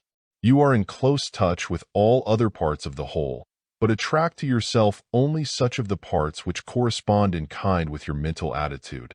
If you think success, you will find that you have started into operation the forces that are conducive to your success.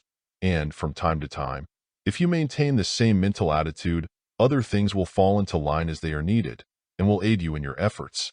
Things will seem to come your way in a most astounding manner, and opportunities will arise, which if taken advantage of, will ensure to you success.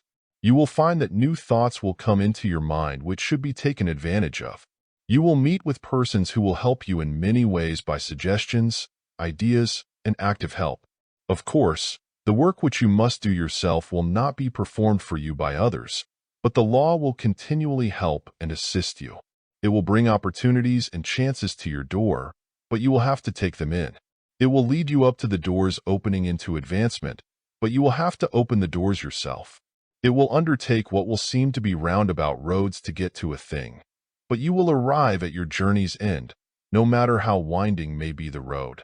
Sometimes it will take you far past the point at which you thought you were aiming, and as you go past, you will smile when you recall that this point on the road, which now seems so unimportant, seemed a little further back to be your destination, your reason for making the trip. Sometimes, the thing which seems to represent all that is worth having, and which inspires you to make the effort, will have lost all interest for you when you near it. You will make no effort to grasp it as you pass, but will move on past it, swept forward by the tremendous forces which you have, perhaps unwittingly, set into operation. In other books of this series, we have considered the effect of desire upon the degree of the attractive power of thoughts. We have likewise considered the important part played by confident expectation, faith, and hope upon the tendency of thoughts to express themselves in action and to materialize themselves, in which processes thought attraction is involved. It is sufficient here merely to mention the fact that desire animates and energizes the attractive power of thoughts, and that confident expectation, hope, and faith greatly inspire and increase the drawing power of thought. We also wish to call your attention at this point to the fact that you not only attract and draw to yourself the thoughts, things, persons, and conditions representing your wishes and desires, the things you like, in short, but that you also attract and draw to yourself, under certain conditions, the things which are the subject of your fears.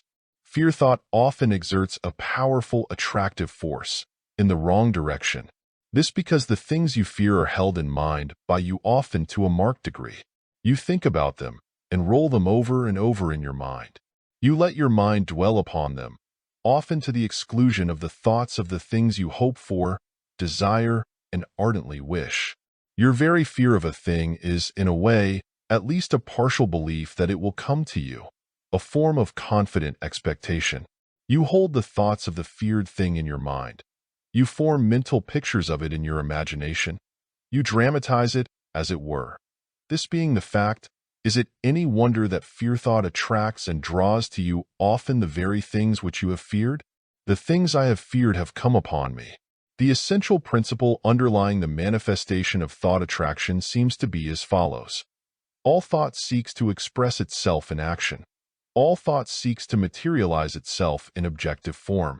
Therefore, the thoughts strongly held in your mind, and the mental pictures held in the imagination, tending to express and manifest themselves, attract and draw to you other thoughts, persons, things, conditions, and circumstances of a kind and character likely to bring about and affect such expression and materialization, and also operate so as to direct you toward the persons and things likely to affect the same ends.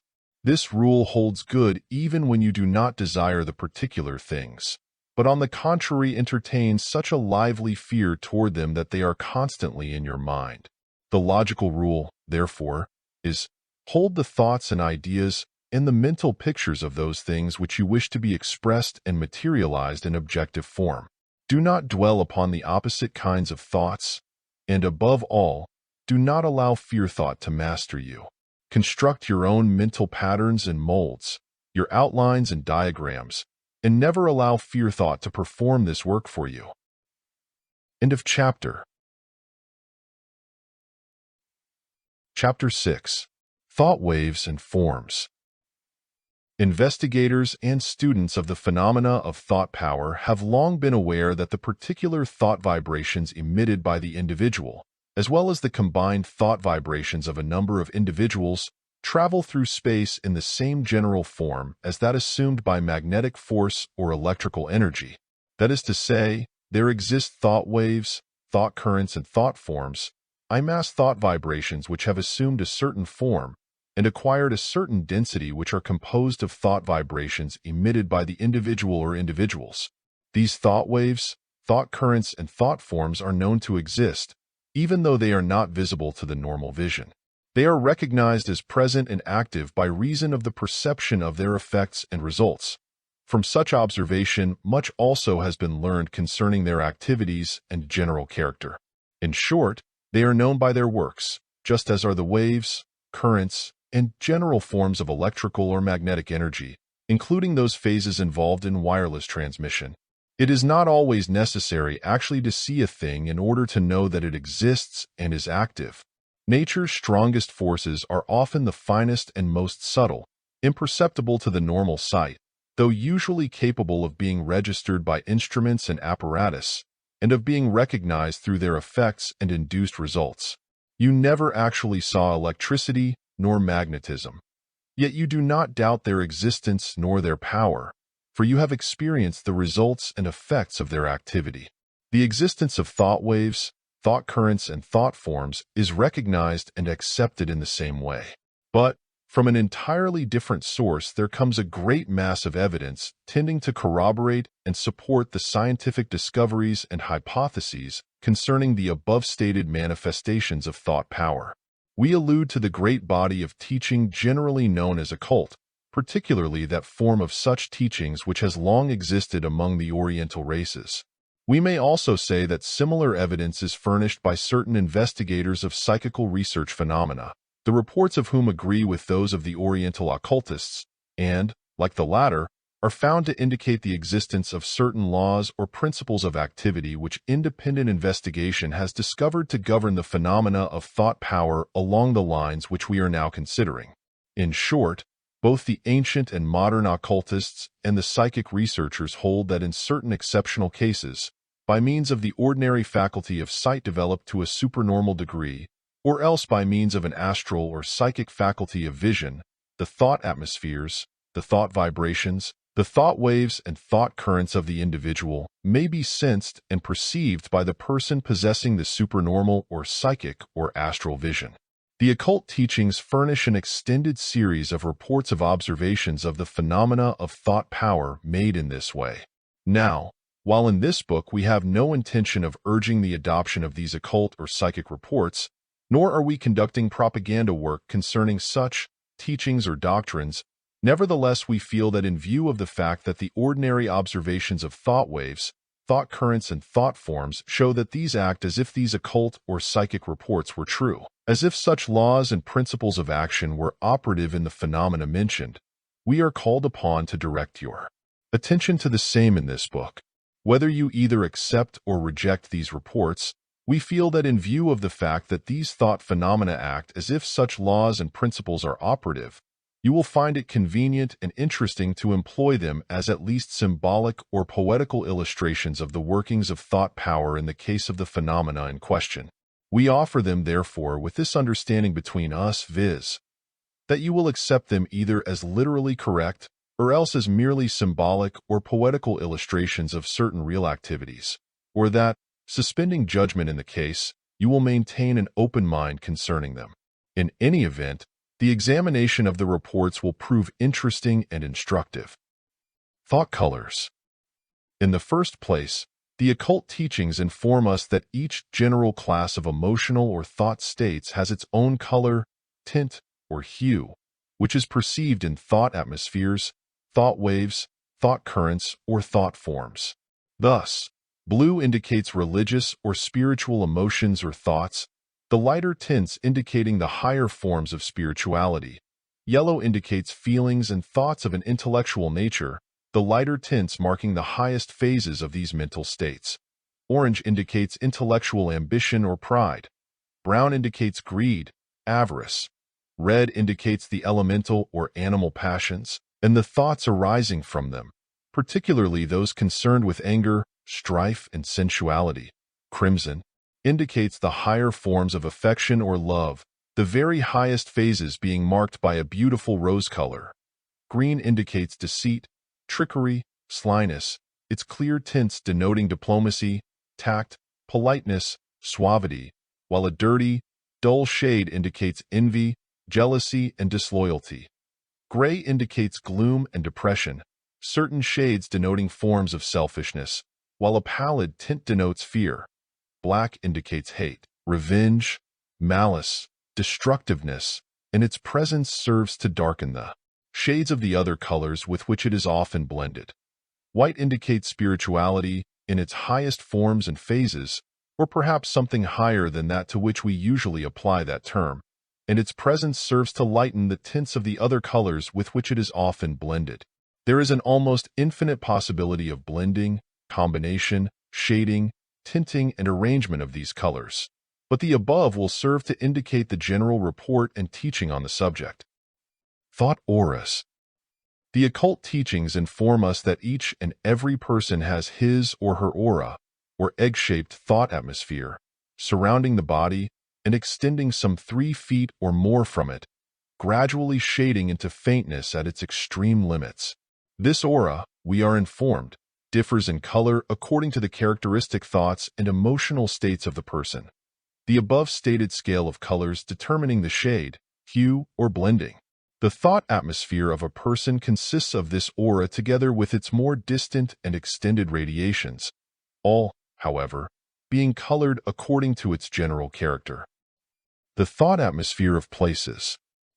The thought atmospheres of churches, business establishments, homes, offices, prisons, hospitals, and similar places are held by the occultists to be colored according to the general character of the thoughts and mental states of those who inhabit them, or who have previously given them their mental color. Churches are said to vary materially in their blue coloring, some being of a beautiful clear light blue, while others manifest an ugly, dark, dull purplish color. Theaters are said also to vary greatly in color, tints, shades, and hues. Business houses and offices are colored according to their nature. Prisons have a depressing and repulsive coloring. Houses of ill repute have a ugly, low, repulsive shading and coloring so dense that it seems that it must be seen by the normal vision, and so on, each place having its appropriate coloring, its thought atmosphere usually extending for some little distance around it, forming something like an aura. In some cases, the thought atmosphere extending quite a distance from the place and tending to color the whole neighborhood. Thought waves and thought currents. The occult teachings also inform us that there are waves, great and small, composed of thought vibrations of individuals, which often travel great distances from their source. Great currents or streams of thought vibrations also flow in all directions through space, often reaching points very far distant from their starting places. These waves, currents, or streams of thought vibrations all are colored and tinted according to the nature and character of the mental states represented by their vibrations. Some of them seem like rapidly moving streams with well-defined boundaries and of great comparative consistency and firmness. Others resemble great clouds of mist or fog, illuminated by their coloring, of course, loosely organized and of but slight consistency, which drift slowly along, changing shape and apparently lacking in definite direction, acting in every way like their physical counterparts just mentioned. Some of these clouds are light and fleecy, while others are murky, dark, and ugly, like great bodies of dark smoke. Thought whirlpools and swirlpools. The occult teachings also inform us that there are great whirlpools often set up in these mental currents or streams, which eventually gain terrific power, and which extend their influences over great areas of space. These whirling vortices of thought vibrations are of two general classes, which for the purpose of distinction may be called whirlpools and swirlpools, respectively. The whirlpool maintains a rotary movement toward a common center, ever drawing to that center the material which is affected by it. The swirlpool also maintains a rotary movement, but away from the common center, ever widening its circumference, and ever seeking to spread its influence over a larger area.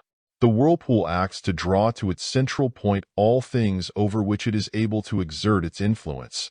The swirlpool acts to spread its circle of influence and to disseminate its contagious influence. These whirlpools and swirlpools of thought vibrations affect and influence only those in whom they can set up similar vibrations by means of inductive action, as we have explained to you. Those immune to these vibrations are not influenced by their drawing or driving power. The general principles of thought attraction, which we have described to you, apply in these cases as well as in the case of every form or phase of the influence of thought power. You should also remember that these whirlpools and swirlpools are not necessarily evil or disadvantageous. On the contrary, they are often composed of the very best kind of thought vibrations representing the most desirable mental states. All great movements, religious, moral, political, educational, set into being and activity great whirlpools and swirlpools such as we have just described. On the other hand, the contagion of mental epidemics or crazes, popular excitement, partisanship, or crowd psychology in general, is most often transmitted in just this form. These whirlpools and swirlpools, likewise, exist in much smaller form and exert a comparatively small influence. Every individual or group of individuals seeking to draw other persons to a certain central point or purpose unconsciously sets into operation one of the smaller whirlpools. Likewise, an individual or a group of individuals seeking to spread some doctrine, teaching, theory, belief, or state of opinion unconsciously sets into operation one of these smaller swirlpools. The same general principles and laws govern large and small alike. If you understand the general principle, you understand the workings of all of the phenomena governed by that principle. Thought forms. The occult teachings also inform us that in addition to their manifestation as thought waves, thought streams, and thought currents, the thought vibrations of the individual sometimes assume the condition known to us as thought forms, of which there are many varieties and kinds. These thought forms are really detached portions of the aura of the individual, which are thrown off by him by the intensity of his thought, or by the excitement of his emotions, or, in some few cases, by the deliberate will of the person who has acquired an understanding of the occult methods. The aura does not always maintain its definite outlines, and its essential integrity of substance. Instead, on certain occasions it is set into what may be called a violent storm, in which whirlpools and swirlpools are manifested, and during which portions of the auric substance are thrown off into space, sometimes traveling long distances. The following statement by a writer upon occult subjects will serve to picture this condition. The writer says, "The human aura is not always in a state of calm phosphorescence, however. On the contrary, it sometimes manifests great flames, like those of a fiery furnace, which shoot forth in great tongues, and dart forth suddenly in certain directions toward the objects attracting them. Under great emotional excitement, the auric flame moves around in swift, circling whirlpools, or else swirls away from a center. Again, it seems to throw forth tiny glistening sparks of astral vibrations, some of which travel for great distances." The occultists inform us that thought forms are specialized groupings of astral substance, crystallized by the strong thought impulses or vibrations of the person thinking or manifesting strong emotional excitement. They are generated in the aura of the person, in the first place, but are then thrown off or emitted from the atmosphere of the individual, and are sent off into space. A thought form is really but a strongly manifested thought or feeling which has taken form in the astral substance. Its power and duration depend upon the degree of force of the thought or feeling manifesting it. The occult writer whom we have just quoted gives us the following information concerning the appearance and action of the thought forms so generated and set forth from the aura. These thought forms differ very materially from one another in form and general appearance.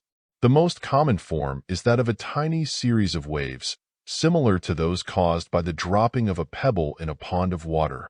Sometimes the thought form takes on the appearance of a whirlpool, rotating around a center and moving through space as well. Another form is like that of the pinwheel fireworks, swirling away from its center as it moves through space. Still another form is that of a whirling ring, like that emitted from a smokestack of a locomotive or the mouth of a smoker, the familiar ring of the smoker. Others have the form and appearance of semi-luminous globes, glowing like a giant opal. Other thought forms are emitted in jet-like streams, like steam puffed out from a tea kettle. Again, one will appear as a series of short puffs of steam-like appearance. Again, one will twist along like an eel or a snake. Another will twist its way like a corkscrew. At other times, a thought form will appear as a bomb, or series of bombs projected from the aura of the thinker. Sometimes, in the case of a vigorous thinker or speaker, these thought-form bombs will be seen to explode when they reach the aura of the person addressed or thought of. Other forms appear like nebulous things resembling an octopus, whose twining tentacles twist around the person to whom they are directed. Each thought form bears the same color that it possessed when generated in the aura of the person creating it, though the colors seem to fade in time. Many of them glow with a dull phosphorescence instead of bright coloring. The atmosphere of every person and every place is filled with various thought forms emanated from the person, or persons who inhabit the place. Each building has its own distinctive thought forms, which permeate its mental atmosphere, and which are clearly discernible by trained psychic vision. The same occultist, in a description of a journey in the astral, addresses the following words to the person who is supposed to be sensing on the astral plane. We reproduce his words merely because they create an interesting picture of what the occultists claim may be perceived by supernormal psychic vision, not with the intention of supporting the statements contained therein, nor of claiming them to represent actual facts. The occultist says, "Notice that beautiful spiritual blue around that woman's head, and see that ugly muddy red around that man passing her. Here comes an intellectual giant. See that beautiful golden yellow around his head, like a nimbus, but I don't exactly like that shade of red about his body, and there is too marked an absence of blue in his aura. He lacks harmonious development. Do you notice those great clouds of semi-luminous substance which are slowly floating along? Notice how the colors vary in them. Those are clouds of thought vibrations, representing the composite thought of a multitude of people. Also notice how each body of thought is drawing to itself little fragments of similar thought forms and energy. You see here the tendency of thought forms to attract others of their kind. How like the proverbial birds of a feather, they flock together. How thoughts come home, bringing their friends with them. How each man creates his own thought atmosphere. Speaking of atmospheres, do you notice that each shop we pass has its own peculiar thought atmosphere? If you look into the houses on either side of the street, you will see that the same thing is true of them. The very street itself has its own atmosphere, created by the composite thought of those inhabiting and frequenting it. No, do not pass down that side street. Its astral atmosphere is too depressing, and its colors too horrible and disgusting for you to witness just now. You might get discouraged and fly back to your normal plane for relief. Look at those thought forms flying through the thought atmosphere. What a variety of form and coloring. Some most beautiful, the majority quite neutral in tint, and, occasionally, a fierce, fiery one tearing its way toward its mark.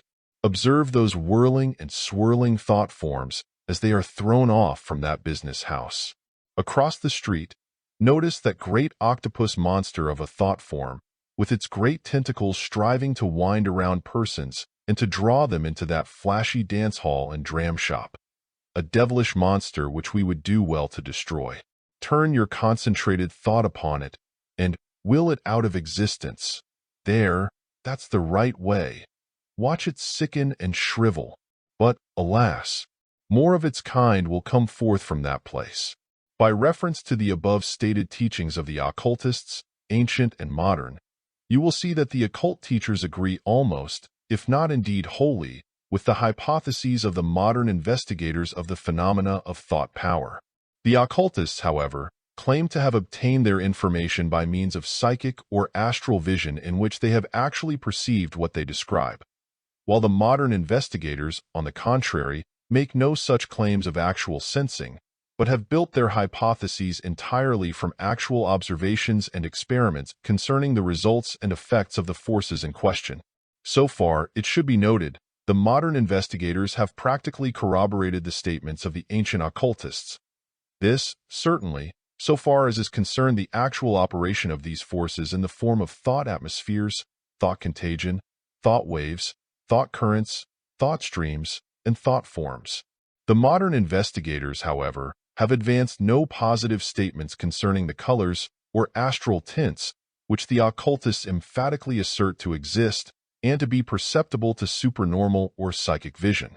Inasmuch, however, as the physical colors which we perceive by ordinary vision are held by scientists to be entirely due to particular rates of vibration of light waves, it is not unreasonable to suppose that thought vibrations of different and higher rates might cause the appearance of color, tints, hues, and shades to a vision capable of perceiving or registering them. This, however, is apart from the general subject of this book, and is here referred to merely because of its general interest. Of more practical importance to us is the discovery that the occultists agree with the modern investigators in the fact that thought contagion and thought induction depend quite materially upon 1. Similarity of thought states between the external thought vibrations and those of the person influenced, and 2. The degree of fear thought or confident expectation of any kind on the part of the person influenced. Moreover, both classes of teachers and investigators hold that positive, desirable thought states are more powerful in their influence than are the negative, undesirable ones, and serve to neutralize or even to dissolve the latter, a fact which lies at the bottom of all systems or methods of treating thought atmospheres or conditions on the part of mental scientists and others of similar schools. Remember, always that sunlight always drives away darkness. The most effective way of dispelling darkness is to turn on the light. By keeping your own mental keynote properly pitched, you not only are immune to the thought vibrations of the lower order, but also are able to neutralize or to dissolve these by the power of your own thought. Surely a comforting and satisfying fact, is it not? End of chapter. Chapter 7. Rules of Thought Induction. The student of the subject of thought power, when he begins to realize the fact that thoughts are radioactive and that they possess inductive power, usually finds himself wondering why all persons, at all times, are not completely overcome by the effect of the thought influences surrounding and exerting their power upon them. He marvels at the fact that anyone can escape the thought induction of the thought atmosphere, but his observation and common sense informs him that most persons seem to be comparatively free from such influences, except in exceptional cases and under unusual conditions. This reflection brings the student to the point where he seeks for, and finds, certain general rules governing the phenomena of thought induction. These general rules we shall now present to you. 1. Protective immunity. Nature operates in the direction of protecting living creatures from influences threatening them injury. So far as is possible, she interposes a protective shield between the creature and the adverse influence. Nature, finding the creature persistently threatened by influences which have proved themselves to be dangerous to the welfare of the species or class to which the creature belongs, begins to build up and establish what is called the protective immunity of the creature to that particular influence. By reason of this natural tendency, the human race is now immune from certain diseases which formerly seriously threatened it. Each generation acquires an additional degree of this immunity. A leading reference work says, immunity may be described as the state or condition of an individual who is resistant or non-susceptible to a particular infection. There is no such thing as absolute immunity. While animals or individuals may seem under natural conditions to be immune to certain diseases, yet when they are placed in an unfavorable environment, or when the natural vigor is lowered by climate or insufficient food, they succumb to diseases to which they are ordinarily immune. In the same way, nature operates in the direction of protecting us from the perception or consciousness of certain sounds, sights, smells, and other sensations, which serve no useful purpose to us, but which would serve to distract our attention from more useful reports of the senses. For instance, we are conscious of but a very small percentage of the things which our eyes see on the streets of a busy city. Our ears receive a multitude of sounds which our consciousness fails to register. We become so accustomed to familiar odors that we fail to perceive them. And in a like manner, we fail to register the greater portion of the thought vibrations which are beating upon us from all sides, at all times. Were it not so, we would never be able to think at all on our own account, or to have a mind of our own. It is only the exceptional, not the ordinary, thought influences which reach us, and by self-training we may still further limit these exceptional influences. In fact, it may be stated as a general principle that we are strongly affected by thought induction proceeding from the radioactive thought of others only when our natural immunity to these is lacking, or when it is overbalanced by certain strong attractive powers in our own minds. These conditions arise, for the most part, from some of the following causes, viz. 1. General lack of resistive power of our own thoughts, arising from a lack of strong convictions and ideas of our own which are opposed to those involved in the thought vibrations reaching us from others. 2. General agreement and harmony with the outside thought vibrations, which, operating on the principle of like attracts like, actually attract and draw such thought influences to us, or at least open the gates of our minds to their influx. 3. General belief in, or fear concerning, the power of the outside thought influences to reach us. The confident expectation of earnest belief or of deep fear is practically the same thing, and, in either case, it opens the gates of our minds to the thought influences in question. 2. Neutralization. Thought vibrations are subject to the process of neutralization, by means of which they are deprived of much of their strength and inductive power when they come in contact with thought vibrations of an opposite character, either in the minds of individuals or in the general thought atmosphere of persons and places.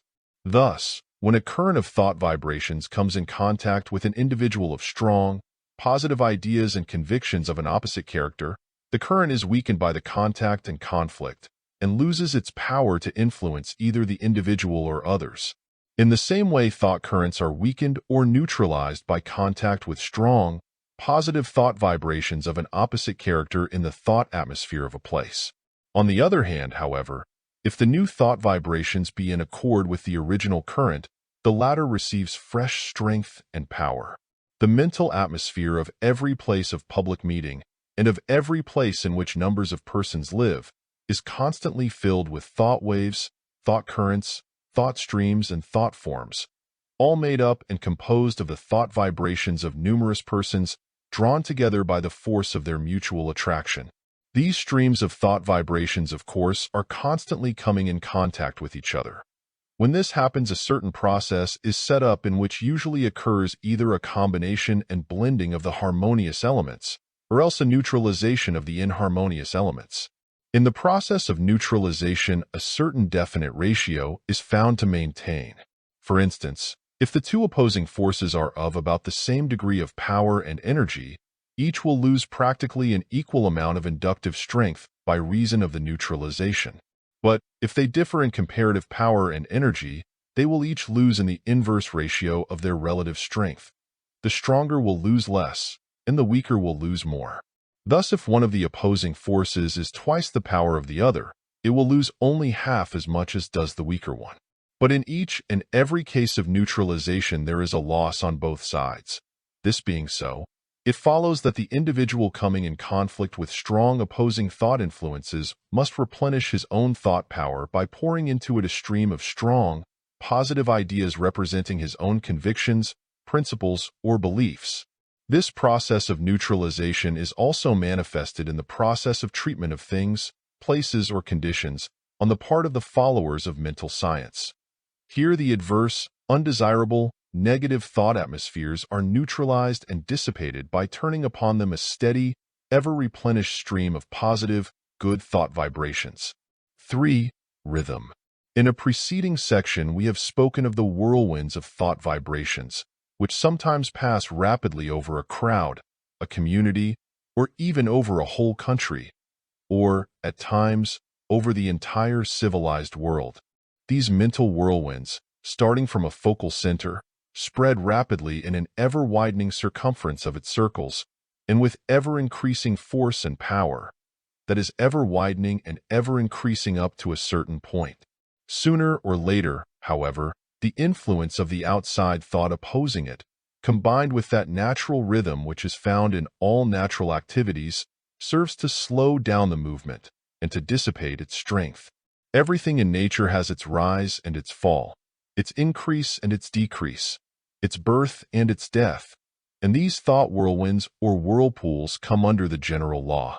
If you will study the history of mental epidemics, crazes, or other phases of extended thought contagion, you will perceive the operation of this law of rhythm, this tendency to regain and restore the normal balance between the opposing poles of things.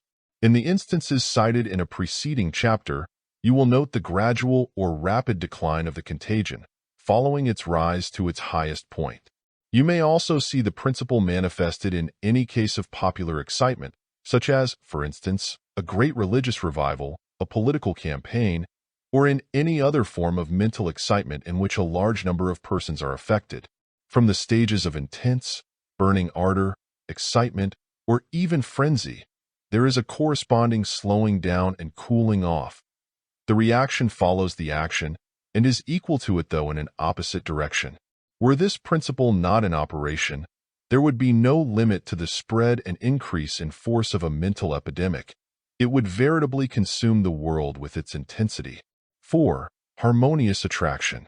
As we have informed you in the preceding sections of this book, there is manifest in the world of thought vibrations a certain strong attraction between thought waves or thought currents in the minds of those persons whose general thought and feeling are more or less in harmonious agreement with those represented in the thought currents. Like attracts like, birds of a feather flock together, mine own shall come to me.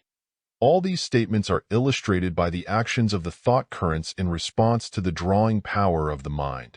Persons of strong convictions, right or wrong, good or bad, are constantly attracting to themselves the thought currents of other persons of similar convictions. Likewise, persons of certain strong emotional states, affections, desires, passions, and inclinations are constantly drawing to themselves the thought currents of other persons of similar natures.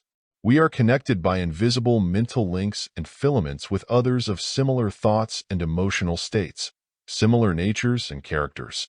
Our thoughts and their thoughts have an elective affinity for each other. Each draws and attracts the thought currents of others of the same general character.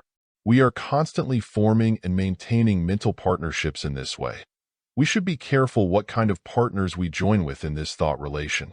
If you have been drawing thought currents of an undesirable nature, you should take mental stock of yourself for the purpose of discovering and eradicating those thoughts and other mental states which have proved to be the magnet drawing to you this undesirable crowd of thought influences. You should then replace these objectionable mental states with thoughts and mental states of a desirable character. You may deliberately attract and draw to yourself the most desirable kind of thoughts and mental states. You may have any kind of mental partner that you desire, if you will but establish the first member of the firm in your own mind. 5. Belief or fear. As we have pointed out in other sections of this book, and also in other books of this series, the mental state known as confident expectation exerts a powerful dynamic force in the direction of attracting or drawing to the individual the objects or things which form the subject of his strong faith and hope. This principle is found active in the case before us, i.e. the case of thought induction. The person who earnestly expects, hopes, and believes that the positive, advantageous thought currents of others will reach and influence him undoubtedly sets into operation the subtle forces which attract and draw such to him. Likewise, the individual who strongly fears, and therefore expects confidently, that the adverse, negative thoughts of others will reach and affect him, equally draws and attracts to himself that which he so strongly fears. In either case, the principle is that of confident expectation. In each case, there is present a strong faith or belief, which in one case is accompanied by hope, and in the other, by dread. In fact, at the last, faith, hope, and fear-dread are perceived to be the opposite poles of the one mental state, the mental state of confident expectation. Each pole is possessed of a strong drawing power or attractive force. Each draws to itself the objects or conditions corresponding to the thought. This realization of the essential identity of the two apparent opposites will be found to furnish the means of the reconciliation of the two facts, seemingly opposed to each other, which for so long has perplexed and disturbed the students of mental science.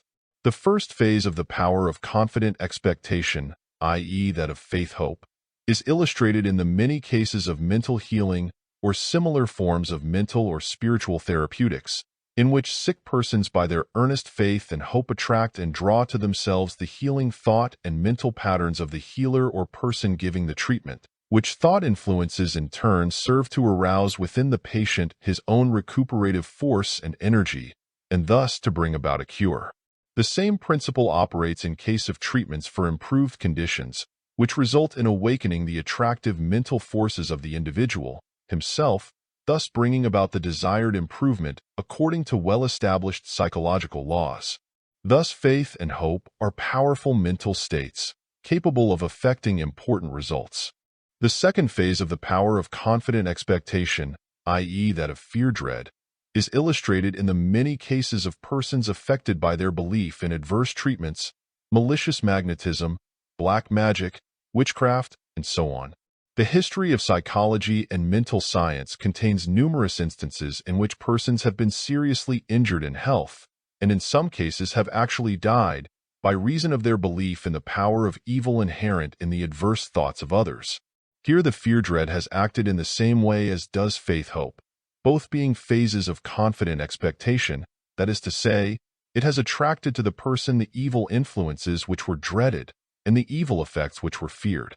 Here the thing I feared has come upon me. There is nothing strange in the matter, once the principle is understood.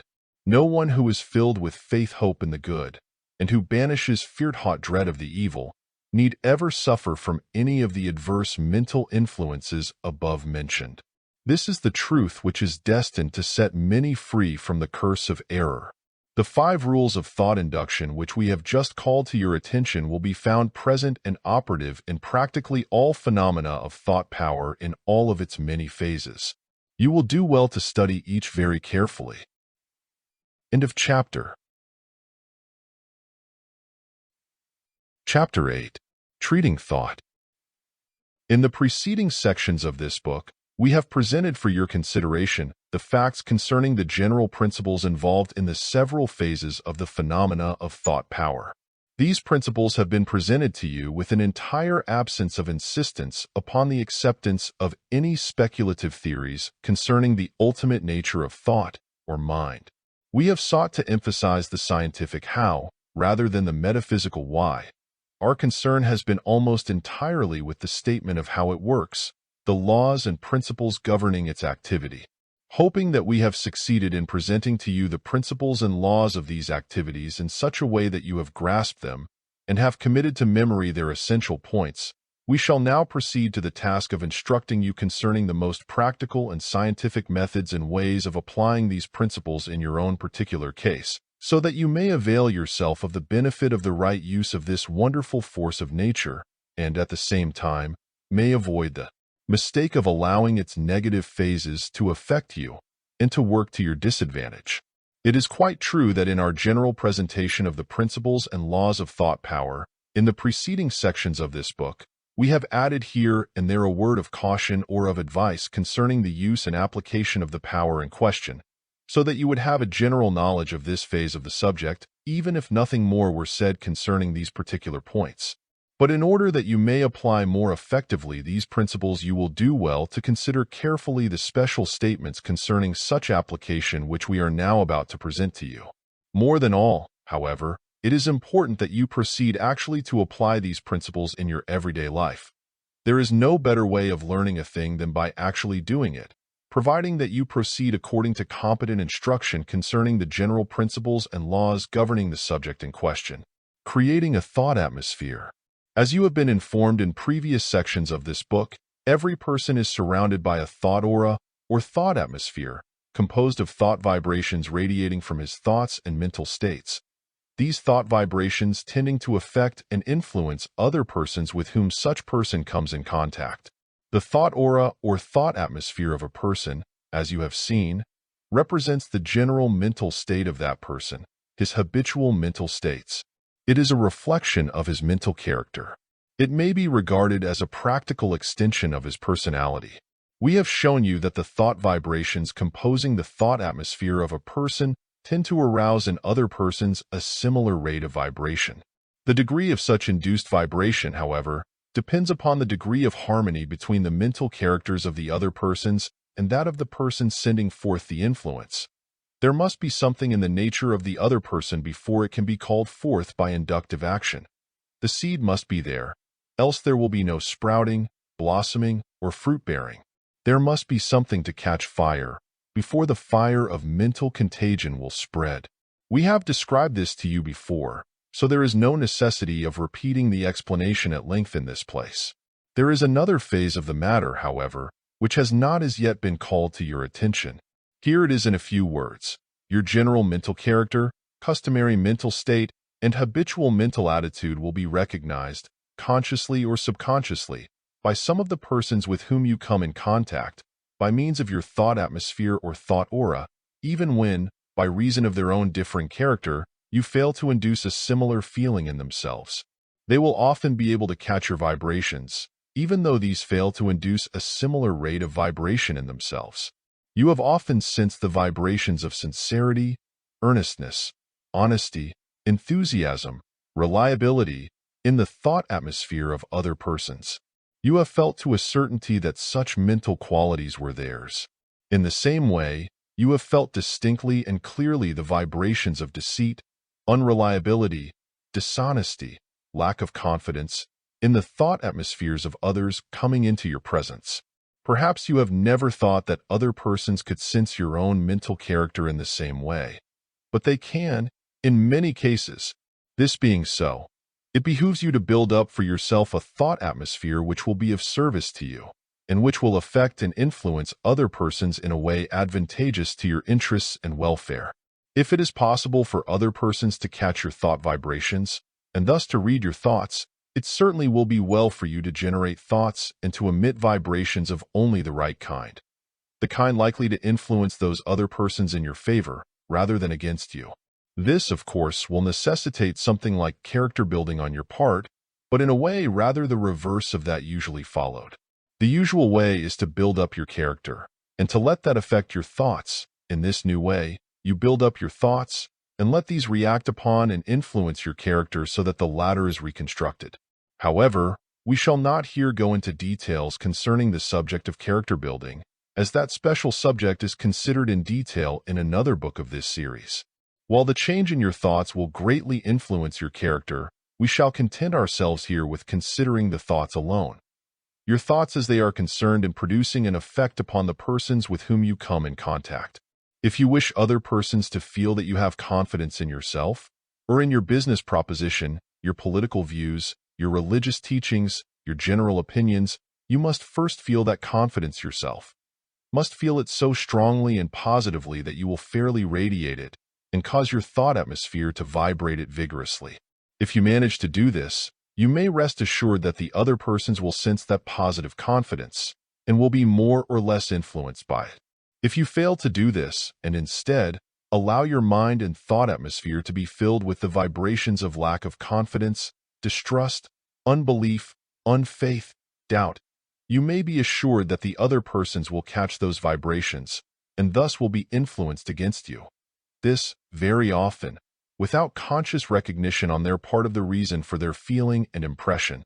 If you feel that your thought atmosphere is not just what it should be, that it is too negative, or else lacking in some of the positive characteristics which you consider desirable, then you should proceed to create a new thought atmosphere, one containing a greater degree of positivity and composed of those qualities which you instinctively realize should be present and active in it.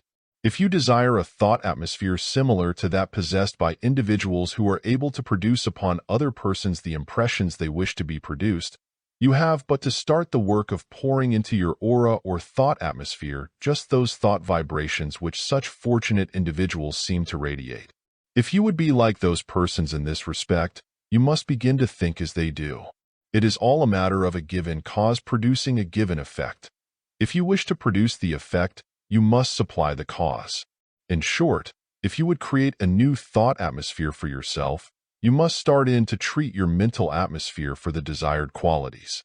Now, a word here regarding this specialized use of the words, treat, treatment, etc., which are frequently met with in all instruction along the lines of mental science and similar subjects, in which we shall employ frequently in the following pages of this book. The word, treat, as so employed, means to supply the needed thought elements, ideas, mental pictures, etc., to the mind, to the thought atmosphere of persons and places, or to any other aggregation of thought vibrations. A treatment of this kind is simply the act or process employed in this matter of treating a person, a place, a thing, for the purpose just named. The process of treatment just described may be illustrated by the familiar act of turning on the light in a hitherto dark room, of opening the shutters and admitting the inflow of the rays of sunshine to a dark place, of letting a stream of pure, dear water flow into a bowl of dirty water. The light, the sunshine, or the clear water represent the positive elements of thought, while the darkness of the room, or the dirtiness of the water in the bowl, represent the negative elements of thought. The positive elements of thought will always displace and neutralize the negative elements, provided that the positive elements are supplied in sufficient quantity and in the right way. We ask you to consider carefully the statement just made, and to commit it to memory. If you do this, you will have always at your command a most powerful and valuable instrument capable of performing the most important work for you when most needed. Now, from what we have just told you, what would you think should constitute the right method and way of treating your thought atmosphere so as to create in it the qualities and powers which you wish it to possess? You will have no trouble in answering this question. If you have taken heed of what we have just said, you will answer at once. I should begin to pour into my thought atmosphere a sufficient quantity of the thoughts which represent the desired qualities. Your answer is the right one, the one that follows logically from the given premises. You must open the windows of your mind to the inflow of positive, powerful thoughts, ideas, and mental pictures. You must flood the dark places with the sunshine of positive thought. Before proceeding further, however, we must call your attention to a most important fact of psychology which has a direct hearing on this matter of thought treatments of all kinds. Here it is. The power of the inflowing positive thoughts is immensely increased by your act of mentally picturing the inflow of the thought vibrations into that which is being treated by you. The more clearly and strongly that you are able to picture in your imagination the process of the inflow of the positive thought and the effect of these on the thought atmosphere of that which you are treating, the greater will be the power and efficiency of that inflowing current. Please note the above statement carefully and commit it to memory. Practice until you can clearly imagine and mentally picture the presence of your thought atmosphere, the inflow of the positive current, and the changed condition which is occurring by reason of the treatment. The more real this picture seems to you, the greater the effect will be produced. This is a fact, as you may demonstrate to your own satisfaction. There is no need of entering into a technical discussion of the principle involved. It works, and that is the main thing. Akin to this is the fact that the more clearly you can picture the mental quality or state which you are pouring into your thought atmosphere by means of the stream or current of thought vibrations, the greater power will it have to overcome and neutralize those negative qualities and states of which you wish to be rid. In order to create a mental picture of this kind, you must 1. Know the name best expressing and indicating that quality. 2. Be able to recall instances in which that quality was manifested by others, so that you are quite familiar with its outward expressions. And 3. Imagine yourself as possessed of and as manifesting that quality yourself, even if you have never had this actual experience, so that you may clearly and vividly feel yourself now experiencing its inner phases. By so doing, you will have A. the verbal symbol of the quality, B. the idea of its outer expression, and C. the feeling of the inner experience which accompanies the latter. When you have acquired this, you have the matter in your own hands and under your own control. The foregoing 2 paragraphs contain important truths. Study them well and commit to memory their essential points. The psychology involved is simple, but its effect is far-reaching and effective. When you know what you want, you have taken the first step toward its attainment. You must know its name and its meaning. You must know how other persons act when they possess it, how it manifests in outward form. You must know how it feels to possess and to manifest it, how it exists in its inner form. Ask yourself, what is the name of this quality? What are its characteristics? What does it mean when fully understood? A good dictionary will give you the answer. Then ask yourself, how do persons act when they possess and manifest this quality? What are its outward forms of expression? This question may be answered from your observation of other persons. Select and study some good human pattern. Finally, ask yourself, how does it feel to experience the possession and manifestation of this quality? What are the inner forms of its possession? Your imagination, working up the material of your observations of your human patterns, will be able to supply you with this feeling. When you are able to answer these questions, you will be able to proceed effectively with your work of treating your thought atmosphere.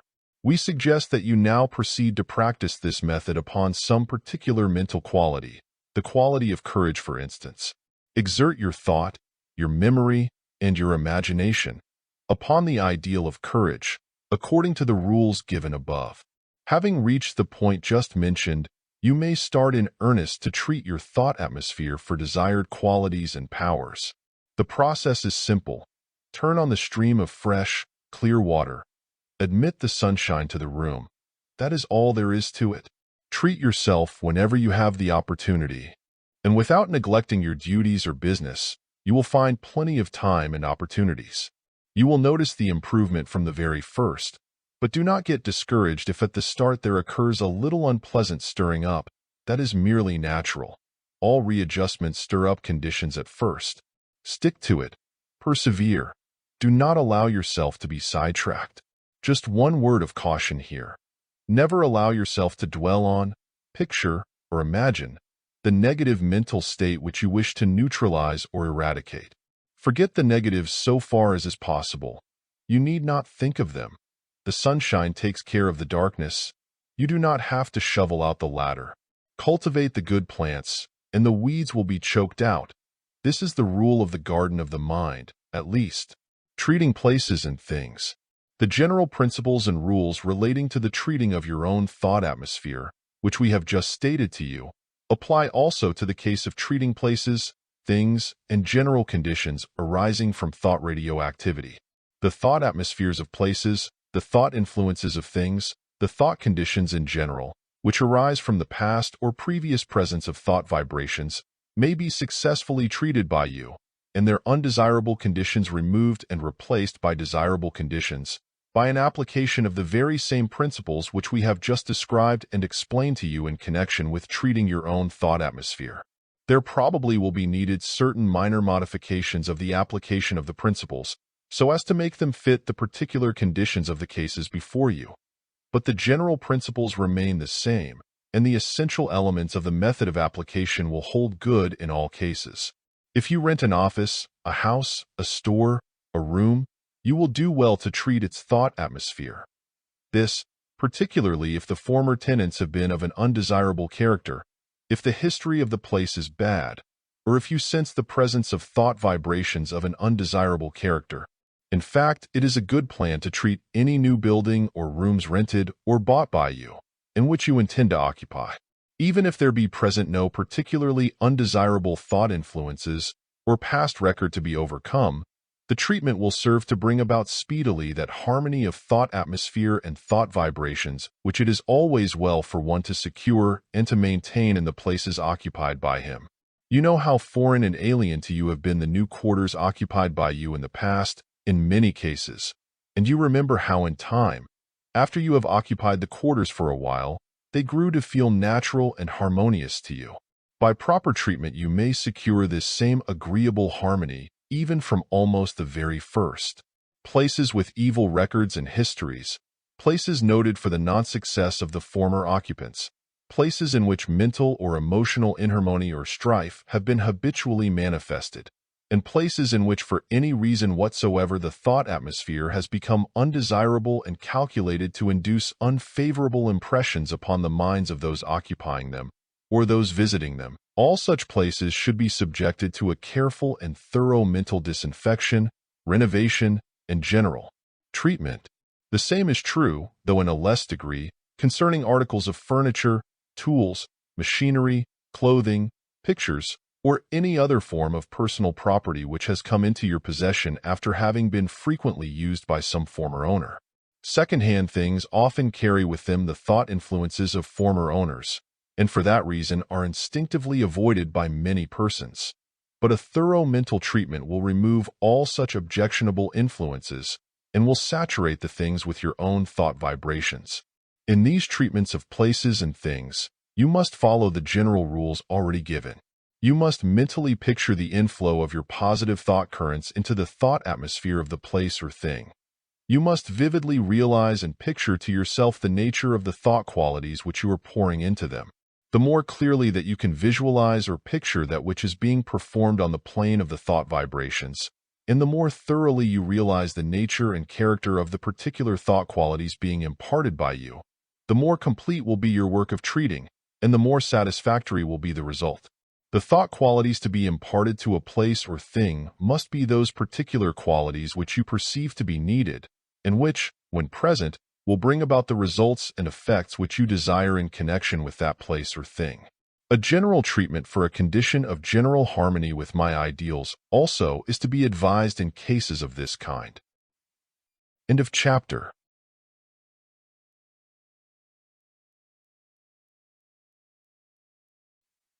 Chapter 9.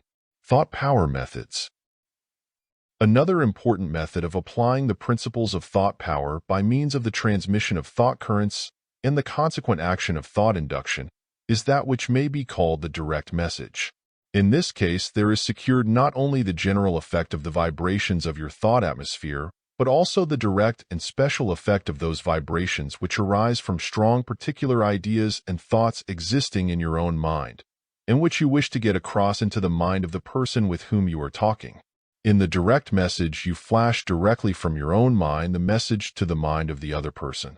It is as if you sent him a strong wireless message direct from your brain to his. The occultists say that in such cases, there may be perceived an actual flash of thought power from the one brain to the other. Men and women of strong personalities possess to a high degree this power of sending the direct message. and this fact accounts in a large measure for their power of impressing and influencing other persons. In applying the method of the direct message, you first arouse and create in your own mind a strong, clear, and positive idea or thought which you wish to be conveyed to the mind of the other person. This is an important preliminary stage of the method, for unless you have something clear and strong to send as a message, you cannot expect the other mind to receive a clear and strong message. Your message at the sending end must be vivid, intense, and dynamic, in order that it may produce a like effect at the receiving end. The more thoroughly convinced you are of the truth and reality of the idea and thought to be sent as a message in this way, the greater will be the degree of strength of the message, and the greater the degree of ease with which you may send it. Therefore, you must thoroughly convince yourself of the truth and reality of your message before you send it. You must arouse within yourself a degree of enthusiasm over its truth and reality. You must make it ring with truth within your own mind and soul. You must be able to feel the vibration of truth arising from it. It is true that some persons possessing marked ability as actors may counterfeit, more or less successfully, this mental attitude of truth, and thus may obtain a considerable degree of strength in their thought messages. But nevertheless, there is nothing so strong and sure as the truth in such cases. The counterfeit truth has a tendency to break down at the critical moment, and to destroy the effect of the previous favorable impression of the message. Search for the truth in your idea or thought, and hold closely to it. The truth is mighty and will prevail. Another point to be remembered in connection with the message is this. The message must appeal to the general desires, aims, aspirations, ambitions, and wishes of the other person, must fit in with his ideals and hopes, in order to reach him easily and affect him strongly. The salesman whose message vibrates with the thought "I wish to save you money," or "I wish to benefit you," creates a far different impression from that which arises from the firmly held, strong thought that "I want to sell you something," or that "I want to get an order from you." The strong, vivid thought, "I like you," is far better calculated to awaken a kindly response than the thought, "I want you to like me," which so many employ. Of course, certain messages awakening the fear of consequences resulting from an action, or the refusal to act, serve to appeal to the self-interest and desires of a person in certain cases, and often are so employed with more or less success. But, on the whole, it is far wiser to proceed on the principle embodied in the old fable, the fable in which it is related that after the strong north wind had failed to blow the cloak from the shoulders of the man, the sun accomplished the task by sending its rays upon him and causing him to seek relief from its heat by removing the cloak. Positives are better than negatives, in most cases. In sending the direct message in a personal interview, you proceed as follows. 1. Having previously aroused the conviction of the truth of the idea in your own mind, and having awakened an enthusiasm concerning it in your own heart, you must call up the idea, thus energized and rendered dynamic, into your own consciousness, holding it there constantly throughout the entire interview. 2. You must exert a conscious, steady though imperceptible effort in the direction of projecting the stream of thought vibrations to the mind of the other person. You will be able to do this with the greatest effect and the least effort if you will use your imagination to picture the actual passage of the thought current from one brain to the other. Professor E.A.B. Warman, a pioneer investigator of this and similar subjects, calls this employment of thought power impulsion, thus distinguishing it from compulsion, the latter being held by him to indicate will force. He says, compulsion is a force from without, impulsion, a force from within. Compulsion will make an enemy of a friend. Impulsion will make a friend of an enemy. Which is preferable? By impulsion, I mean that you should lodge the thought in the mind of the other man to do as you desire. Is it right? Yes, if your business is right. It is merely another form, and a better form, of using persuasive powers. The same writer and teacher indicates an interesting feature of the employment of this method, as follows. To lodge the thought successfully, you should think in the first person singular, 1. That is, think as if you were thinking for him. If you think in the second person, you, he will feel a sense of compulsion. By the first method, he is impressed to do as you desire. He illustrates this point of practice by several instances of his personal employment of it. For instance, I said nothing, but I thought very intently for him. Impulsion. This is the thought I held on him. Well, you come in at 1 o'clock. That little word, well, is a great compromiser. All this probably occurred in the space of a minute, but it seemed many of them to me. Finally, I looked up and said, well, I thought the rest for him, but spoke not a word. Instantly, he took my cue from the spoken word and voiced my unexpressed thought, saying, well, you come in at 1 o'clock. On the way to the bank, I held this thought on, and for the banker, well, I've decided to pay you. I held it so hard, so tenaciously, and with such confidence and concentration, and so exclusively of all other thoughts, that had I spoken to anyone on the way, I fear that I would have given utterance to my one and only thought, well, I've decided to pay you. At precisely 1 o'clock, I presented myself at his desk. He looked up at the clock, and as he did so, said, I see you're on time to the minute. I was almost afraid to speak, lest I might lose my grip on the thought I was holding on and for him, but I at once assured him that being on time was one of my cardinal principles.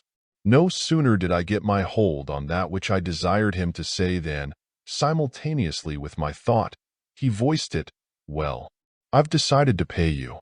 Again, he gives the following very interesting and decidedly humorous advice. You have a caller either at the office or at home. It is your busy day.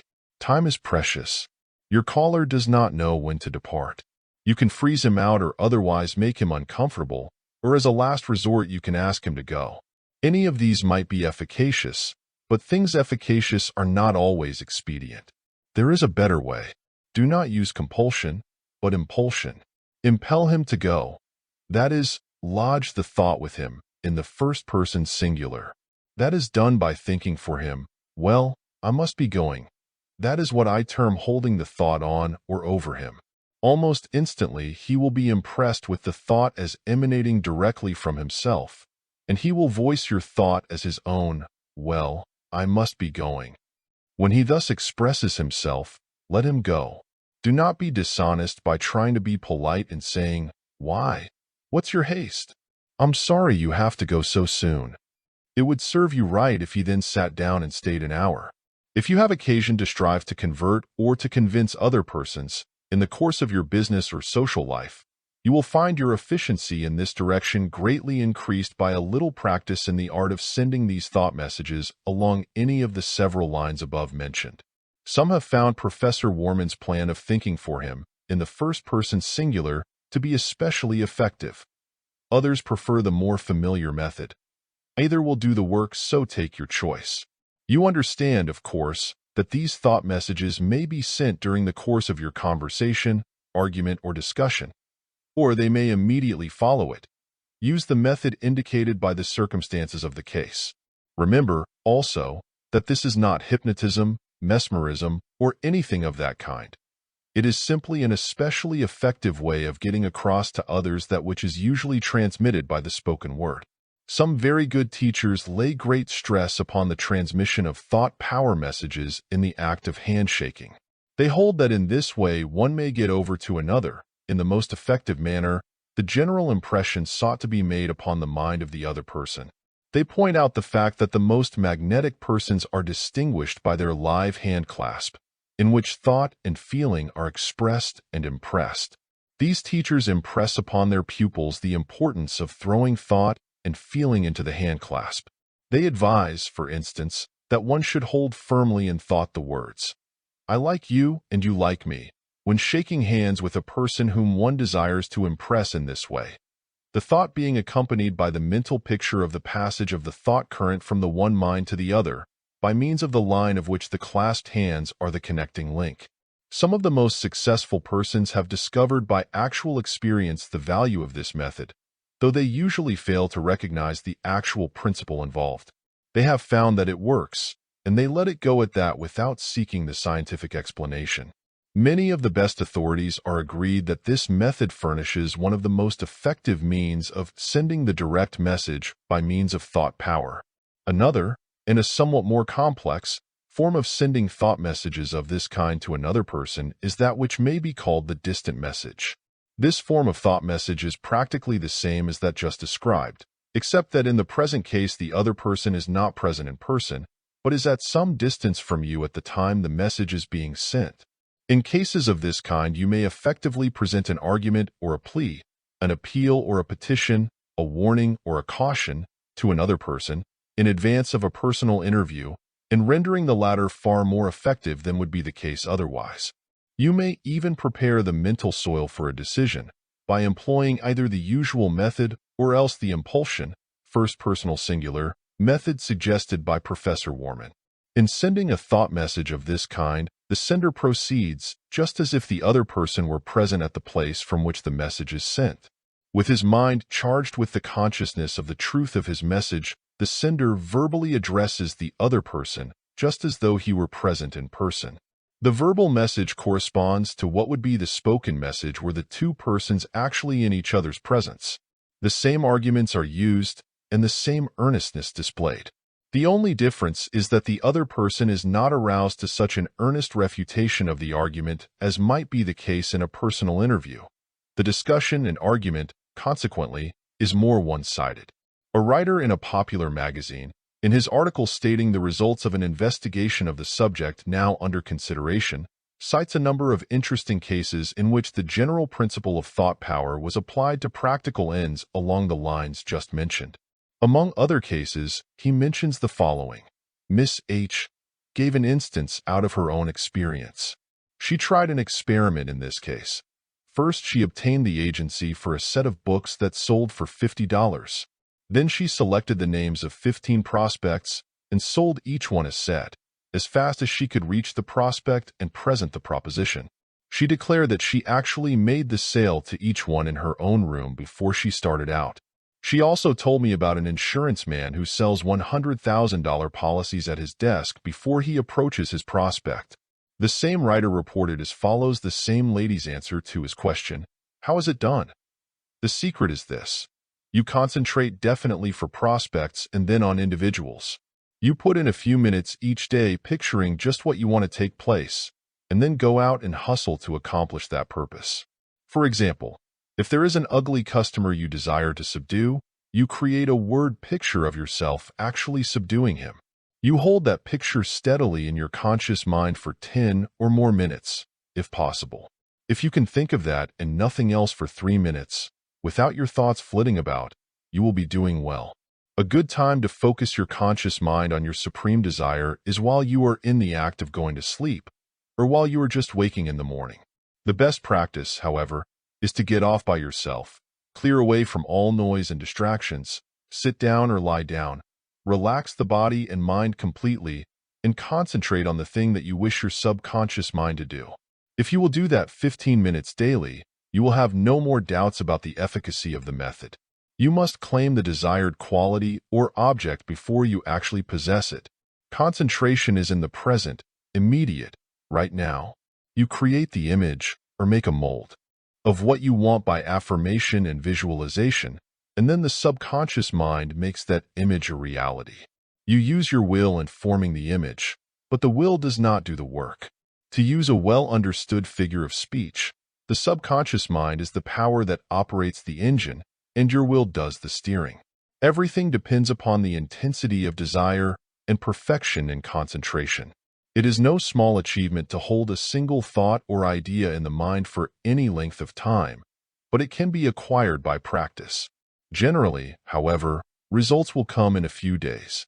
But do not get discouraged if you do not realize your expectation at first. Keep right on concentrating and working, and you will eventually achieve victory. In the above case, the lady relating the personal experience, and those of others, places great emphasis upon the part played by the subconscious mind in the manifestation of thought power. She is quite right in doing so, yet some persons reading the statement may be led to believe that the subconscious mind is an entity performing the work in the case, which is a mistaken idea. The subconscious mind is not a distinct entity, but is rather a part of the mind of the individual, a plane or level of consciousness in his mentality. A large portion of one's thought waves or thought currents are sent out by the subconscious mentality, and a large part of one's impressions received in this way are taken up by his subconscious mental mechanism. but the power employed in sending the subconscious messages of thought vibration, and that which registers them on the subconscious receiving instruments, is thought power such as has been described in this book.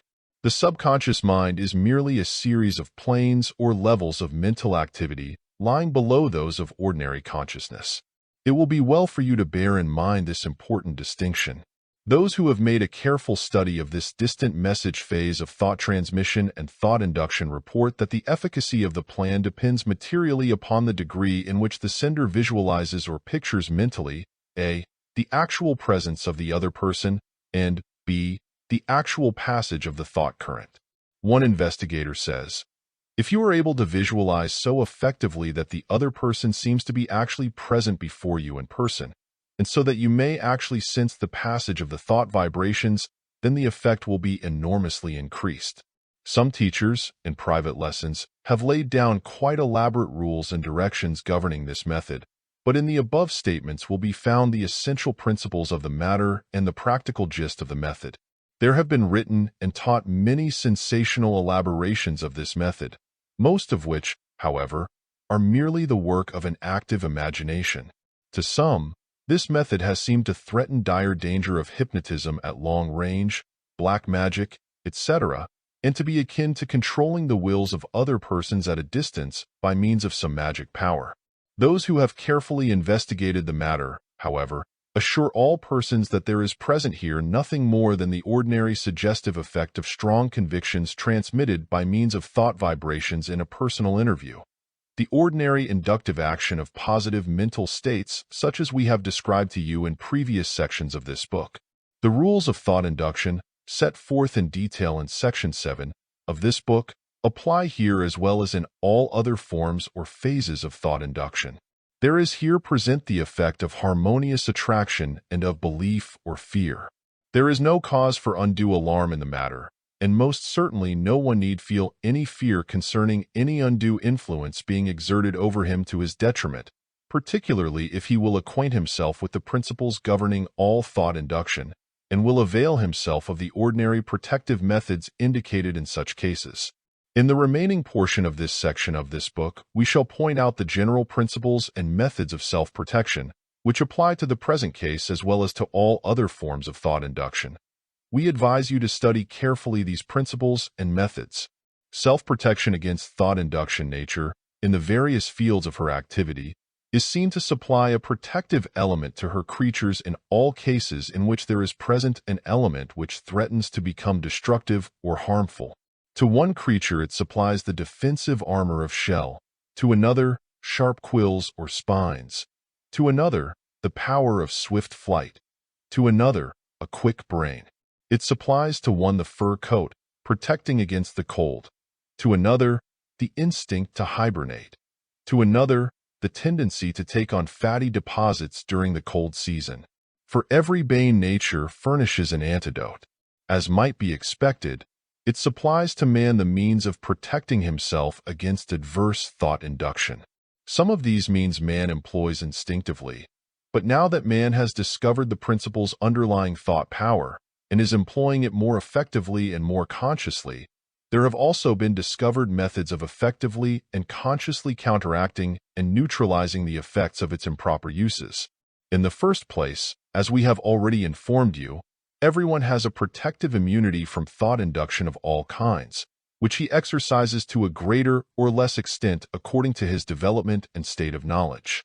In a general way, it may be stated that no one need fear being adversely affected by thought induction if he will, 1.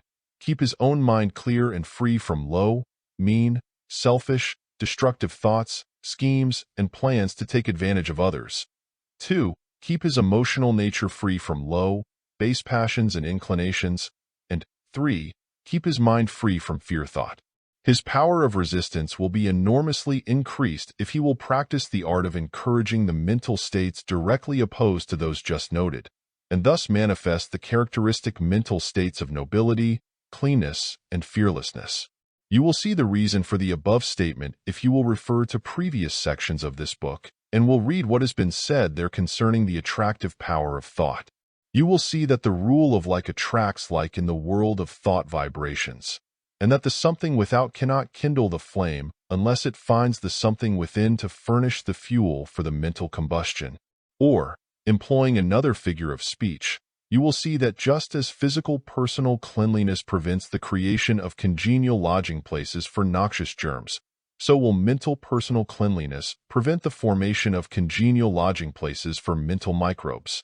What has just been said applies in equal measure to what we have previously told you concerning the evil effect of fear thought as an attracting force for undesirable thought vibrations and thought induction. A mental state of fear thought will open the doors to undesirable thought influences, while in the same way, the mental states of fearlessness, courage, and self-confidence will render one practically immune from adverse influences of this kind. Above everything else, you should build up for yourself the protective armor of fearlessness concerning thought influences. No thought influence can enter your mental realm if you are surrounded by an aura of fearlessness and self-confidence. We cannot impress this upon you too strongly. The following suggestions along these lines should prove helpful to you in case you feel the need of cultivating a greater degree of fearlessness, a greater degree of immunity to thought induction. We advise you to study them carefully in any event. The positive center. Begin by creating for yourself what has been called the positive center. Here you enter into a strong conscious recognition and realization of yourself as the ego, the I am I, the self, master of your physical and mental realm, able to govern your mental states and to change your mental attitude at will. You should persevere in this recognition and realization until you are able to feel yourself as this I am I, until you can actually feel that I am here at the very center of your being. When you have reached this stage of the consciousness of egohood, you will realize that you are superior to mental changes and physical changes, and that nothing in the outside world can really affect your position of security and power. This I am I, which is your real self, is pure spirit, superior to both mind and body, and master of both. When you attain this consciousness, you may laugh at the efforts of any person to influence or control you by psychic or mental influences of any kind whatsoever. The protective aura. Even before you attain the full realization of the I am I, or real self, however, and are thus rendered absolutely immune to outside influence, you may create for yourself an armor of protection from undesirable thought induction by a simple mental process which we shall now describe to you. This armor of protection is known as the protective aura. It consists of your personal thought aura or thought atmosphere highly charged with positive thoughts of immunity and resistive power. As its name indicates, it serves as a protective armor of thought vibrations which serves to repel and to deflect any adverse or undesirable thought currents which may seek entrance into your mental realm by means of thought induction. To create the protective aura, you must first create in your imagination as clear and as strong as possible a picture of it. A picture of what your thought aura would look like if you were possessed of the power of seeing it with your ordinary vision. You must picture it extending around your body for a distance of several feet. Then you must picture as pouring into it the waves of the protective thought vibrations with which you are charging it. You must picture it vibrating with protective strength and power. You must see the aura as affording a sure and perfect protection against the influence of any thought currents, thought waves, or thought streams of any kind from other minds, provided that such carry vibrations which are adverse to your interests or which are undesirable to you. You must see this protective aura deflecting the undesirable thought influences, or else causing them to rebound from its surface and to fly back to the source from which they came. Practice until you are able to create a clear and positive mental picture of the aura and its protective action. This may seem somewhat fanciful to you when you first read the above statement, but there is involved in it certain natural, though but little understood, principles of the highest importance. A little practice will bring to you certain positive proofs of the efficacy of the method, proofs arising from your own experience. You will feel a certain freedom from outside impressions of an undesirable kind, a certain sense of poise and power, a certain freedom, a certain security and immunity, which will convince you that there is something in all this, though I do not exactly understand the inner principles involved in it. You should keep your protective aura well charged with the protective vibrations. At least once a day, you should create the mental picture of it in action, and at the same time should recharge it with a fresh stream of positive thought. A few moments will be all that is required, once you have acquired the knack. The following affirmation and denial, silently uttered by you, will be found useful in creating and charging the protective aura. They serve to give form and pattern to your thought. Here is the affirmation. Say silently to yourself, I am master of my mental atmosphere. I have created a protective aura around me which renders me immune to all undesirable thought influences of whatever kind or character. I am fully protected. I am immune. I charge my aura with the most positive thought vibrations, and thus render it impregnable. Here is the denial. In the same way, say to yourself, I deny to any and all undesirable thought influences the power of affecting me. I deny to them the power of penetrating my protective aura. I am immune to their influence. This method will protect you from any form of adverse or undesirable phases of thought induction, thought contagion, or thought infection. Its employment will give to you a new sense of power and poise. It will prevent you from being swept off your feet by any form of mental epidemic or excitement. It will serve to confound and confuse other persons who may attempt to employ upon you some of the forms of personal thought influence, such as we have indicated in the preceding pages. Do not allow the apparently fanciful nature of the method to prevent you from learning how to produce the desired condition and to secure its benefits. A little actual experience with it will serve to convert you into an enthusiastic follower of the method. You owe it to yourself to give it a trial, an earnest, fair trial. It may come in quite handy and useful in some hour of need. End of chapter. Chapter 10. The Law of Correlation. Your effective employment of thought power, after all is said and done, will be found to consist largely of your ability to arouse into action the creative activities of thought. These activities operate chiefly through what has been called the correlation of thoughts and things, the mutual relation existing between your thoughts and those things in the outside world which are connected with the former by the links or bonds of association. By the law of correlative attraction, your inner thoughts draw to you those persons, things, and circumstances which are correlated to them. And at the same time you are drawn and attracted toward those persons, things, and circumstances. When you have found out exactly what you want, have kindled in your desire nature a strong, ardent, burning craving and longing for that which you know you want, have established in your field of imagination the strong, definite mental pictures of that which you know you want, have aroused a lively hope and faith and confident expectation of obtaining that which you want, and have called into activity the forces of your will in the direction of attaining and manifesting that which you want, then you will have set into operation the law of attraction along the lines of the correlation of thoughts and things.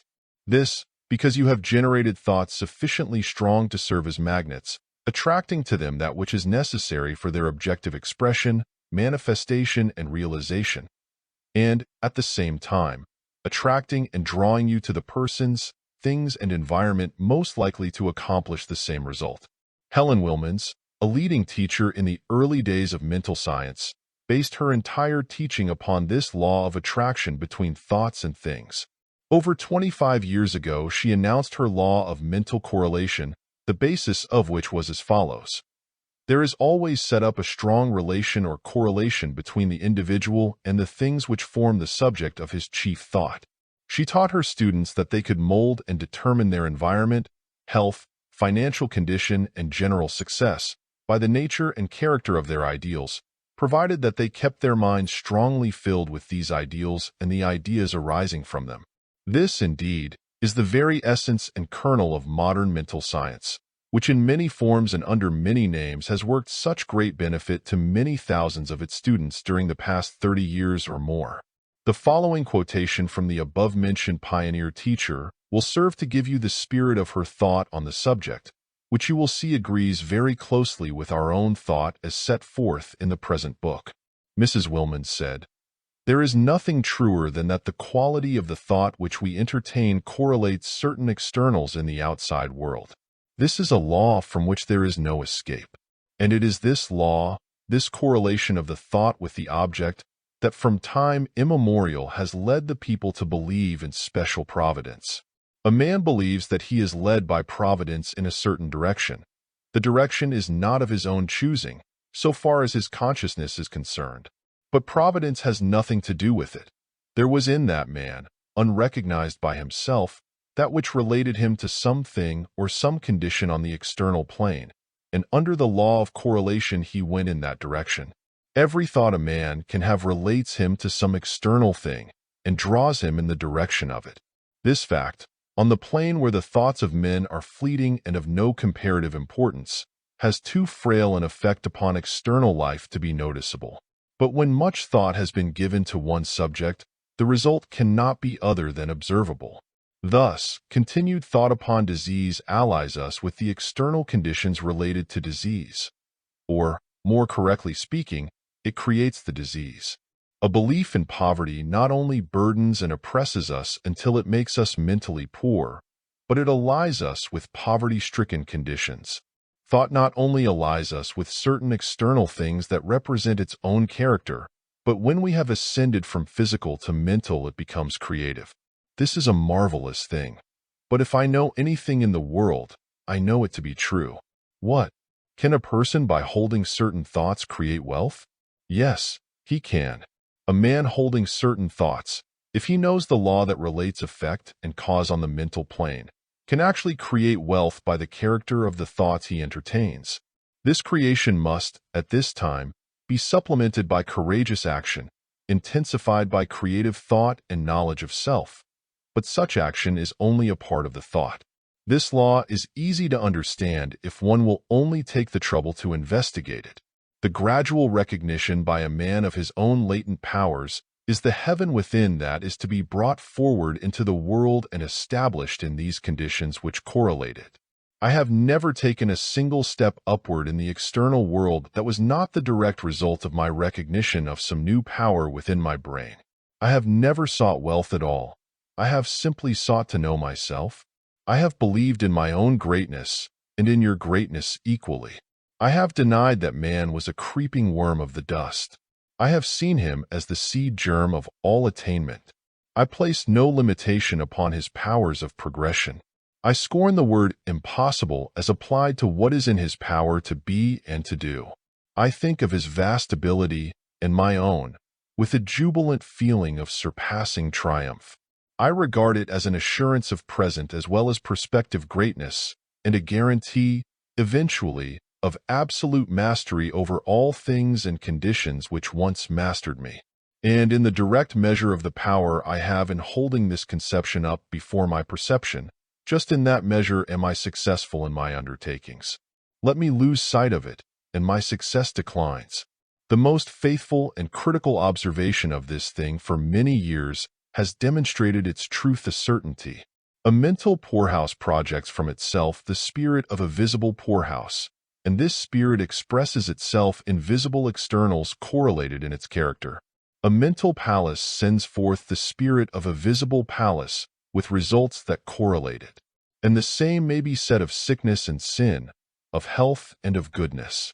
No amount of money will give one that inner opulence which is the sure foundation for unchanging wealth, that opulence which is the purse of Fortunatus, and which never can be exhausted. Mental wealth, which is the recognition of inner ability, is the only true root of external wealth. External wealth that has not this root is but a floating air plant. There is no dependence to be placed in it.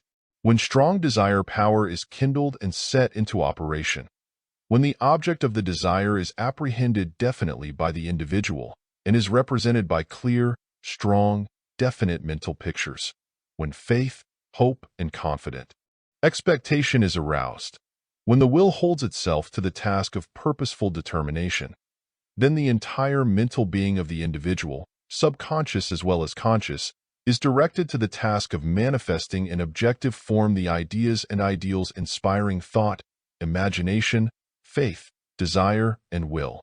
The entire mentality is turned to the work of calling forth, directing, urging, guiding, spurring on, and sending forth the energies of thought power and setting them into operation along the lines of the law of thought attraction and the law of correlation between thoughts and things. This, as we have repeatedly informed you, tends 1. To draw to the individual the things, persons, circumstances, and environment of the external world which are conducive to the objective manifestation of the idea or ideal, and 2. To lead and urge the individual toward the persons or things of the outside world which are calculated to accomplish the same end.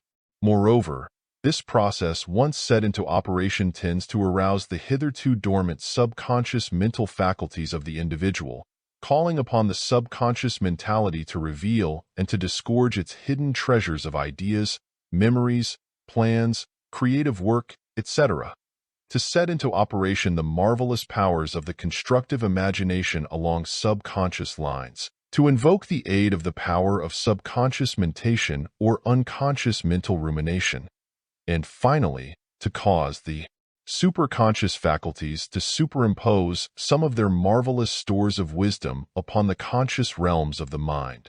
The mental resources of the individual are more than doubled by the addition of the treasures of the subconscious and the superconscious planes of mental power.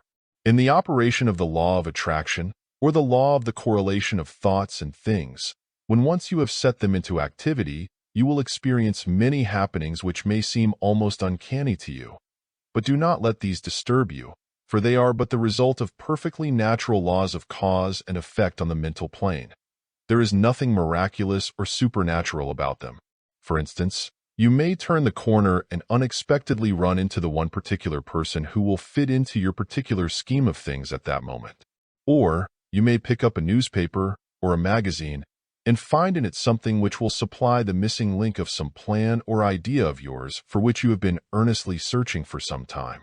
Or again, you may wander into a bookstore or before a bookstand on the street, and there, apparently by accident, you will place your hand upon a volume containing exactly the particular information which you have been seeking, or which will indicate another book in which the desired information may be found, and so on, the strange happenings at last becoming commonplace and expected. These occurrences, however, are not to be taken as indications of the operation of a special providence, or as mere luck. In the world of natural things, nothing ever happens. Everything occurs according to the law of cause and effect. You have set into operation the mental causes, and the mental or physical results have followed in their train. Under the law of attraction, and according to the law of correlation between thoughts and things, there is started into operation a chain of cause and effect which often is far-reaching and startlingly effective. Under these great laws of nature, your own shall come to you. Sometimes, moreover, you may find yourself fairly lifted out of your present environment and deposited, not always gently, into the midst of a new environment and amid new conditions, which are eventually found to be quite conducive to the realization of your ideas and ideals, but which at the time of the transplanting seem to be the overturning and upsetting of all that seemed favorable to your success. What has seemed to be the very worst kind of luck has very often turned out to be the one particular piece of good fortune upon which the after success of the individual depended. Sometimes the individual is torn away from the things to which he is tied, things which seem to him to be good and quite necessary for his success, but which really have been preventing the full expression of his ideals. In such cases, the individual may cry aloud in bitter protest, but the law is inexorable and proceeds directly to its logical end and aim. As time passes, the individual sees what it all means, and blesses the gods of things as they are for the separation and freedom which have worked out such good results for him. In these and other ways, the law of attraction and the law of correlation work out their ends. Once set into operation, they move toward their objective like a glacier, or like a snowball rolling downhill. But it must not be forgotten that if you hold the wrong kind of thoughts, particularly if they are strengthened by dread, fearful belief, or other negative forms of confident expectation, then the movement of the mental glacier will be toward the things represented by those thoughts. As Helen Wilmans reminded us, in the preceding quotations, the law of correlation may lead one to the poorhouse as well as to the palace. The direction depends entirely upon the character of your thoughts, what you believe to be your destiny and fate, and what you confidently expect will happen. Like all great natural forces, Thought power under the operation of the law of correlation will act in either direction, either backward or forward, according to which lever is pulled. You have your hands on the levers. The direction is in your own hands. It is up to you to decide which way you shall travel. The following practical suggestions concerning the efficient application and manifestation of thought power should be carefully studied by you, for they contain the essence of the principles and methods which we have described in the foregoing pages of this book. 1. The positive center of egohood. Always maintain your consciousness of egohood. Your consciousness of yourself, the ego, the I am I as a center of consciousness and power in the all-power of the cosmos. Always hold yourself positive toward your mental states, their master. Always hold yourself positive toward undesirable thought influences, denying them admission to your mental realm. Always hold yourself open to the higher influences of desirable thoughts and inspiration, but always maintain the right to inspect, examine, and pass judgment even upon these before bidding them to enter. Affirm to yourself as follows: I am a center of positive power. Deny any possible influence over you of adverse or undesirable thought power as follows: I assert my egohood and mastery. I deny to all adverse or undesirable thought influence the power to affect or to influence me even in the slightest degree. I am immune to such. 2. Ideals and mental pictures. Always hold fast to your ideals of what you wish to be materialized in objective form in your experience, and endeavor to create and maintain clear and definite mental pictures of those ideals. See and think of things and conditions as you wish them to become actually, striving to see and think of these as actually existent at the present time, so far as is possible. Here are the 3 rules. 1. Think of and see yourself as you wish to become actually. 2. Think of and see other persons as you wish them to become actually. 3. Think of and see your surrounding conditions and environment as you wish them to become actually. These ideas and mental pictures are the patterns around which will be deposited the actual materializations, the molds into which will be poured the materialized substance which will crystallize and harden into objective reality. As are your patterns and your molds, so will be the materialized products. The mental idea or image is the pattern, mold, or design of the objective, material form. Select and use only those patterns, molds, or designs which you wish to be reproduced in objective, material form. 3. Treatment of places, conditions, and environment. The essence of the treatment of places, conditions, environment, etc., is that of pouring out toward and into that which is treated a strong, positive stream of thought vibrations. These thought vibrations are to be keyed to the rhythm of the particular thoughts, ideas, or mental pictures which represent that which you wish to have materialized and manifested in actual form, and are to be impelled and projected by the strength of your desire faith will, which has been aroused by you for the purpose. The secret of the projection of these thought currents is to be found in the following suggestion. 4. The secret of thought projection. The secret of thought projection consists of a. The formation of definite ideas and clear mental pictures of that which you wish to be manifested in objective form in the external world, and b. The presence and activity of strong desire power, faith power, and willpower back of the ideas or mental pictures to be projected. The desire faith will power is poured forth into the objective, external world on the material plane, but it takes form according to the pattern of the ideas and mental pictures through which it pours. This process is also well illustrated by the ancient metaphor or simile of the mental magic lantern, which is described in the following 2 paragraphs. 5. The mental magic lantern. The ancient teachers in the schools of occultism were wont to illustrate the process of the projection of thought power in the phase of thought forms by reference to a primitive apparatus employed in those times for the projection of painted pictures upon a screen, an apparatus which was based upon the same principles as the more complex and perfect magic lantern of our own times, and which has its highest development in the motion picture apparatus of today.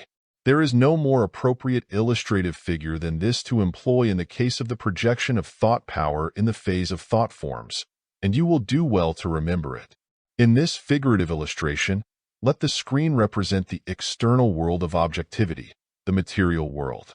Let the slide or film bearing the pictures represent your positive ideas, ideals, or mental pictures which you wish to become manifested or materialized on the screen of the material world. Let the light which projects the pictures, and which is placed back of the slide or film, represent the strong desire, faith, will power which you have aroused for the purpose of making your ideals become real, your mental pictures to take on actual material forms. You should think of this illustration the next time you witness a magic lantern show or attend a motion picture exhibition. The ancient teachers held that this illustration, if held firmly in mind, tended to add force to the mental projective process. Remember always that A, the picture on the slide or film must be clear, strong, and definite in outlines. And B, the light of desire, faith, will behind the slide or film must be strong, constant, persistent, and not dull, intermittent, or flickering. 6. The Master Formula of Attainment. In other books of this series, we have called our students' attention to the Master Formula of Attainment, which is as follows. 1. Definite ideals. 2. Insistent desire. 3. Confident expectation. 4. Persistent determination. And 5. Balanced compensation. This master formula will create for you the magic elixir of success. Employ it in your application of thought power. Stated in popular form, the master formula is as follows. You may have anything you want provided that you 1. Know exactly what you want, 2. Want it hard enough, 3. Confidently expect to obtain it, 4. Persistently determined to obtain it, and 5. Are willing to pay the price of its attainment. Ponder over it until you fully grasp it. 7. The Touchstone of Positivity. In other books of this series, we have called the attention of our students to the touchstone of positivity, the scale, measure, or standard whereby one may determine whether his desires, thoughts, ideas, ideals, or actions are positive or negative. Inasmuch as we have employed the terms positive and negative many times in the present book, we have thought it well to restate the touchstone here, for the use of those who have not read the other books. It is as follows. Apply to the idea, ideal, thought, belief, faith, desire, or action the following question. Will this make me better, stronger, and more efficient? Anything that will make you better, stronger, and more efficient is positive, so far as you are concerned. Anything that will make you worse, weaker, and less efficient is negative, so far as you are concerned. Anything that is neither positive nor yet negative must be classed as neutral in your categories. It is the part of wisdom to cultivate so far as is possible the positive qualities of thought, feeling, and action, and to repress and inhibit so far as is possible the negative qualities of thought, feeling, and action. You will do well to remember and to apply this touchstone of positivity in your use of thought power, as well as in the use of all forms of personal power. In this book, you will find the practical principles of the operation of that phase of your personal power which is known as thought power. These practical principles presented without the addition of any metaphysical theories or teachings seeking to account for the phenomena in question. We leave you free to add these metaphysical principles if you wish. Many persons seem to find it more satisfying to do so. You will find that, whatever may be the metaphysical doctrine you select to explain these principles and phenomena, the practical facts of the application of these principles will remain virtually the same. They will fit into any metaphysical structure which you may see fit to build around them. This, because we have dealt only with facts, not with theories or doctrines seeking to account for those facts. Analyze the practical methods of the various metaphysical schools, after having divested them of their theories and speculations, and you will find that their essence is almost identical with that of the methods herein advanced and presented to you. In other words, while the why phases of the subject differ widely from one another, the various schools usually are found in agreement upon the essential elements of the how phase of the subject. The how side we consider the most important in this particular connection. The rest we consider to consist largely of the choice of words, terms, and theories, of which latter one often is tempted to say, in the words of a popular humorist, they're all right, but they don't mean anything. The facts of a subject really mean something. The rest too often doesn't. Or even when it does, it very often means something that isn't so. Keep your feet on the solid ground of facts. even though your eyes may be fixed on the stars. End of chapter. Chapter 11. Cosmic Thought Power.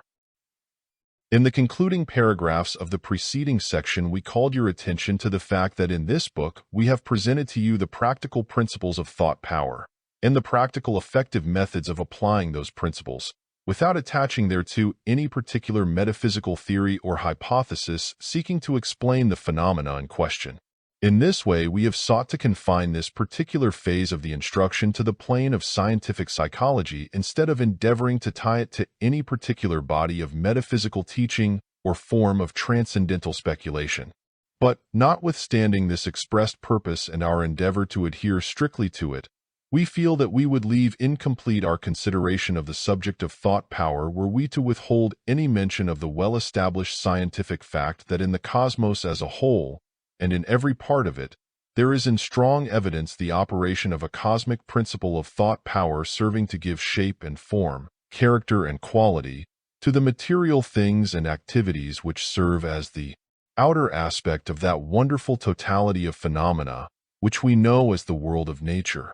There was a time when any discussion of this subject would inevitably lead to an abstruse metaphysical discussion, or at least a technical philosophical argument.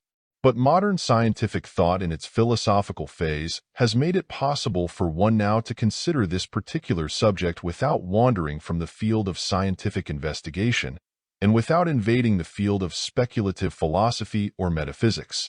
In view of the facts just stated, we feel that we should not fail to present to your attention, and for your consideration, at least the general outlines of what scientific philosophy is now holding to be true concerning the presence and activity in the cosmos of what may be styled cosmic thought power. In the old materialistic concept, the cosmos, or world of nature, was pictured as a mechanism operated by purely mechanical laws. In this view, life, mind, and will were regarded as derivative products of matter and mechanical laws, though just how these were derived from a principle or substance in which they were not immanent was not explained. This old view is rapidly passing away, and is being succeeded by a far more rational, reasonable, and soul-satisfying conception, meeting the strict requirements of both logical reasoning and intuition. In this new view of practical philosophy and advanced science, the cosmos, or world of nature, is seen to be animated, energized, and inspired by life and livingness. The universe is conceived as being alive in every part and in its totality, instead of being a dead world moved by lifeless forces, or a world half dead and half alive. It is now seen to be all alive. The spontaneous action seen to be manifested by all natural things is held to be a characteristic sign of life and livingness. We do not purpose entering at this place into a detailed statement of this modern scientific conception of a living universe. We have considered this phase of our instruction quite fully and completely in that volume of this series of books entitled Spiritual Power, and do not deem it proper to repeat this portion of the instruction in the present book. Those who feel attracted to this wonderful teaching of modern scientific philosophy are referred to the book just mentioned. A careful study of that work will open a new world of thought to many who have heretofore realized but dimly the great body of truth which constitutes the subject matter of that portion of our general instruction. We have referred to the conception of the living universe at this point, in the above several paragraphs, merely because the presence and activity of cosmic thought power are explainable only by that conception. There can be no thought power without mind. There can be no mind without life. Cosmic thought power is inconceivable except as manifested by cosmic mind, and cosmic mind is necessarily a phase or element of the presence and power of cosmic life or livingness. Looking at it from another angle, we see that it is likewise true that a living universe must manifest its livingness in at least some degree of cosmic will and cosmic thought power, and as might be expected, we find evidences of such manifestations on all sides, when we examine closely the activities of nature. The willpower of the living universe is manifested in spontaneity, that attribute of all natural things. Spontaneity means all activity which springs from the nature of the acting thing, and which does not arise from a push or pull from some other thing external to itself. All spontaneous action is a manifestation of a power which, in ourselves, we know directly as will. Philosophy and science are now in practical agreement upon the basic axiom that all power, at the last, is willpower. That energy which moves all nature, and from which all natural activity proceeds, is explainable only as willpower. All things have willpower, and all things, regarded as a totality or whole system, are seen to be under the control and direction of one will, the cosmic will of the living universe. Further thought along these lines enables one to see that if there is a cosmic livingness manifesting cosmic will, then it is reasonable to conjecture that this cosmic will must proceed in the direction indicated by cosmic thought or ideation, this being the way in which the individual will proceed to action. The ancient Hermetic axiom, as above, so below, as within, so without, as in great, so in small, so frequently cited by us in this instruction, applies here as in all other cases. Strict analogical reasoning brings the judgment that the cosmic will, as well as the individual will, proceeds according to the direction of mind and thought. An examination of the processes of nature tends to support and substantiate the conclusion reached by the analogical reasoning just mentioned. Everything in nature is seen to proceed according to law and order. Nothing is left to chance. Chance, correctly defined, is merely a term indicating unperceived or unknown causes, not causelessness. The universe is governed by law, and that law is clearly a law of pure logical procedure. There is a because for every event, as well as a cause. Everything happens because of certain things. Such a because is a reason, and such a reason is explainable only under the hypothesis of an operative cosmic law of logical procedure. And a law of logical procedure without cosmic mind and thought is unthinkable. That constant and continuous creation which is perceived to be manifested in the world of nature, that world which we know as the cosmos, is explainable and understandable only upon the theory and general hypothesis that the creative process is essentially a mental process. Everywhere in nature, from the development and growth of an acorn to the creation and evolution of a solar system, we see the presence of, first, an inner image, pattern, mold, or design, and second, the materialization in objective form of that idea, pattern, or design. There is always, first, the inner ideative pattern, and second, the outer material form. From the formation of the crystal to the growth and development of the human body, these two respective stages of creation are found present. Ideation always precedes materialization. Materialization is impossible without precedent ideation. This idea of ideative creation in the cosmos, and in man's individual life, is developed fully in that volume of this series entitled Creative Power, to which we feel justified in referring you in case this particular phase of the subject specially interests you. In that book, we have illustrated a certain point of our instruction by a quotation from Edward Carpenter, which we feel warranted in also introducing at this point. So forcibly does it bring out the idea which we have just been considering. Carpenter says, "There is now a disposition to posit the mental world as nearer the basis of existence than is the material world, and to look upon material phenomena rather as the outcome and expression of the mental. In observing our own thoughts and actions and bodily forms coming into existence, we seem to come upon something which we may call a law of nature, just as much as gravitation or any other law, the law, namely, that within ourselves there is a continued movement outwards from feeling toward thought and then to action, from the inner to the outer, from the vague to the definite, from the emotional to the practical, from the world of dreams to the world of actual things, and what we call reality. We may fairly conclude that the same progress may be witnessed both in our waking thoughts and in our dreams, namely, a continual ebullition and birth going on within us, and an evolution out of mind stuff of forms which are the expression and images of underlying feelings. That these forms, at first vague and undetermined in outline, rapidly gather definition and clearness and materiality, and press forward toward expression in the outer world. And we may fairly ask whether we are not here within our own minds witnessing what is really taking place everywhere and at all times. in other persons as well as in ourselves, and in the great life which underlies and is the visible universe. You may say that there is no evidence that man ever produces a particle of matter out of himself, and I will admit that this is so.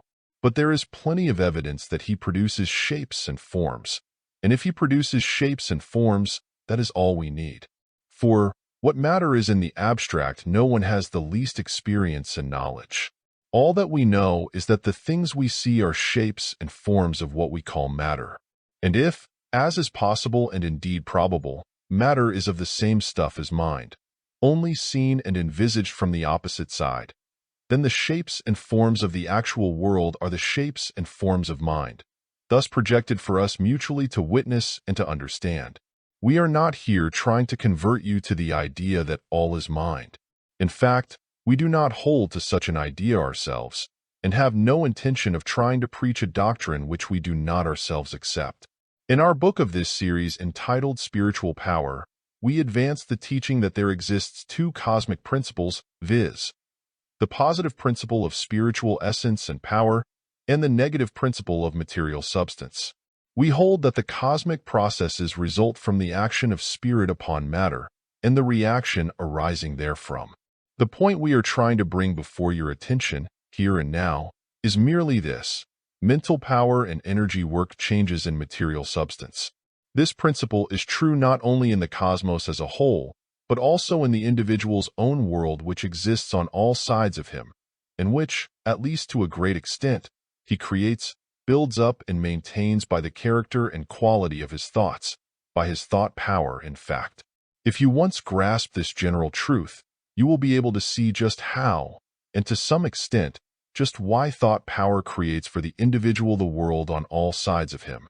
You may here feel tempted to say to us, this is all very interesting, no doubt, but what has it to do with the subject of the practical employment of thought power as taught in this book? We hasten to answer that it has a very important connection with that subject, a connection which you will carefully note, if you are wise. If you will carefully follow us in these concluding pages of the book, you will realize just what is this important connection, and why we have introduced this additional phase of the instruction here at the close of this book on thought power. A difference as marked as that between the two poles of anything is here discovered between the two respective mental attitudes manifested by various persons undertaking to apply consciously and deliberately the forces of thought power or radio-mentalism. On the one hand, there is that class of persons who regard thought power as a form of force somewhat apart and separate from the forces of nature in general, something partaking of the character of the supernatural rather than the natural. On the other hand, there is that class of persons who recognize and realize that thought power is essentially a force of nature, a subtle and fine force, it is true, but still strictly a natural power. The persons of this first class are able to apply the forces and energies of thought power with more or less effect, and with greater or less success, according to the degree of effectiveness employed by them in their respective methods of calling forth and directing these forces. But, at the best, they are never able fully to enter into contact with the great body of cosmic thought power which is ever operative on all sides of them, and thus to call to their aid the subtle forces and potent energies inherent in such power. The persons of the second class, on the contrary, enter more or less into this contact or relationship by reason of their consciousness that the individual thought power is but a focal point or center of manifestation in the great cosmic thought power, and that the power of the latter may be drawn into the individual channel if the person will but open up those channels by knowledge and faith, then directing the flow of that power by means of ideation and volition. As the ancient teaching states it, the individual may manifest the cosmic thought power in the degree that he recognizes and realizes the relation of his own thought power to it. The recognition and realization of the truth that the universe is alive, that livingness is the universal state, that the cosmos manifests willpower and thought power, both in its totality and in its every part, that all power is willpower, and that all willpower is directed by thought, brings as a natural consequence the ability to manifest the hidden forces of the cosmic thought power under the direction of the individual will and thought power. Demonstration must always be preceded by perception. Manifestation must. be preceded by recognition and realization. You must know the truth before you are able to do the works. All thought power, the cosmic phase as well as the individual, is radioactive. The great centers of expression of the cosmic thought power are continually sending strong, powerful waves of force, energy, and power in all directions, throughout all space. The individual instrument of thought power, which has been carefully keyed and attuned to the wavelengths of the cosmic sending stations, is able to pick up the power thus radiated, as well as to listen in to the messages from those great centers. Other individual instruments not so keyed and attuned are unable to avail themselves of the infinite energies and power of the cosmos, which are open to the use of those properly attuned and keyed. We have here given you a hint at a mighty truth, of a great principle which is known to those who have made a careful study of the subject. If you are wise, you will read and reread these statements, both in the lines and between them. This to be followed by that conscious recognition and realization which must always precede the manifestation and demonstration of that truth. Commit to memory these 3 words, in the order above given, viz. 1. Recognition, 2. Realization, 3. Manifestation. Then add the following dynamic aphorism. In the degree in which I recognize and realize the principle, in that same degree will I be able to manifest and demonstrate it. In that statement is contained an ancient occult secret of power. Those who are ready for it will find it revealed in the statement. Those who are not as yet ready will find that the statement merely serves to conceal the secret. There is a tremendous truth revealed, or concealed, as the case may be, in the ancient occult aphorism above quoted. It means, in its essential truth, that you are living and moving and having your being in a living universe of infinite power.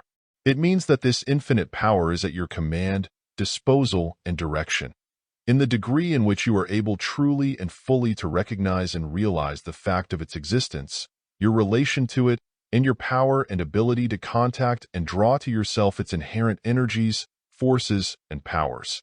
The statement, in fact, is so tremendous that the average person fails to comprehend its inner and actual meaning and truth, and, instead, contents himself with passing it by as mere words, or else as but a symbolic or poetical figurative expression.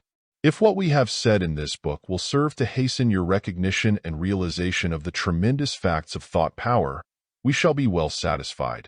For as truly as night follows day, so will that perception and cognition be followed by your ability to manifest, express, and demonstrate the principles involved. In conclusion, let us once more remind you of the great truth expressed in the master formula of attainment, upon which the practical methods of this instruction are based. Here it is, stated in popular form. Commit it to memory if you have not already done so. Master formula of attainment: you may have anything you want, provided that you 1. Know exactly what you want, 2. Want it hard enough, 3. Confidently expect to obtain it, 4. Persistently determined to obtain it, and 5. Are willing to pay the price of its attainment. End of chapter. End of Volume 8 of Personal Power by William Walker Atkinson. Subscribe for more content on the power of your mind.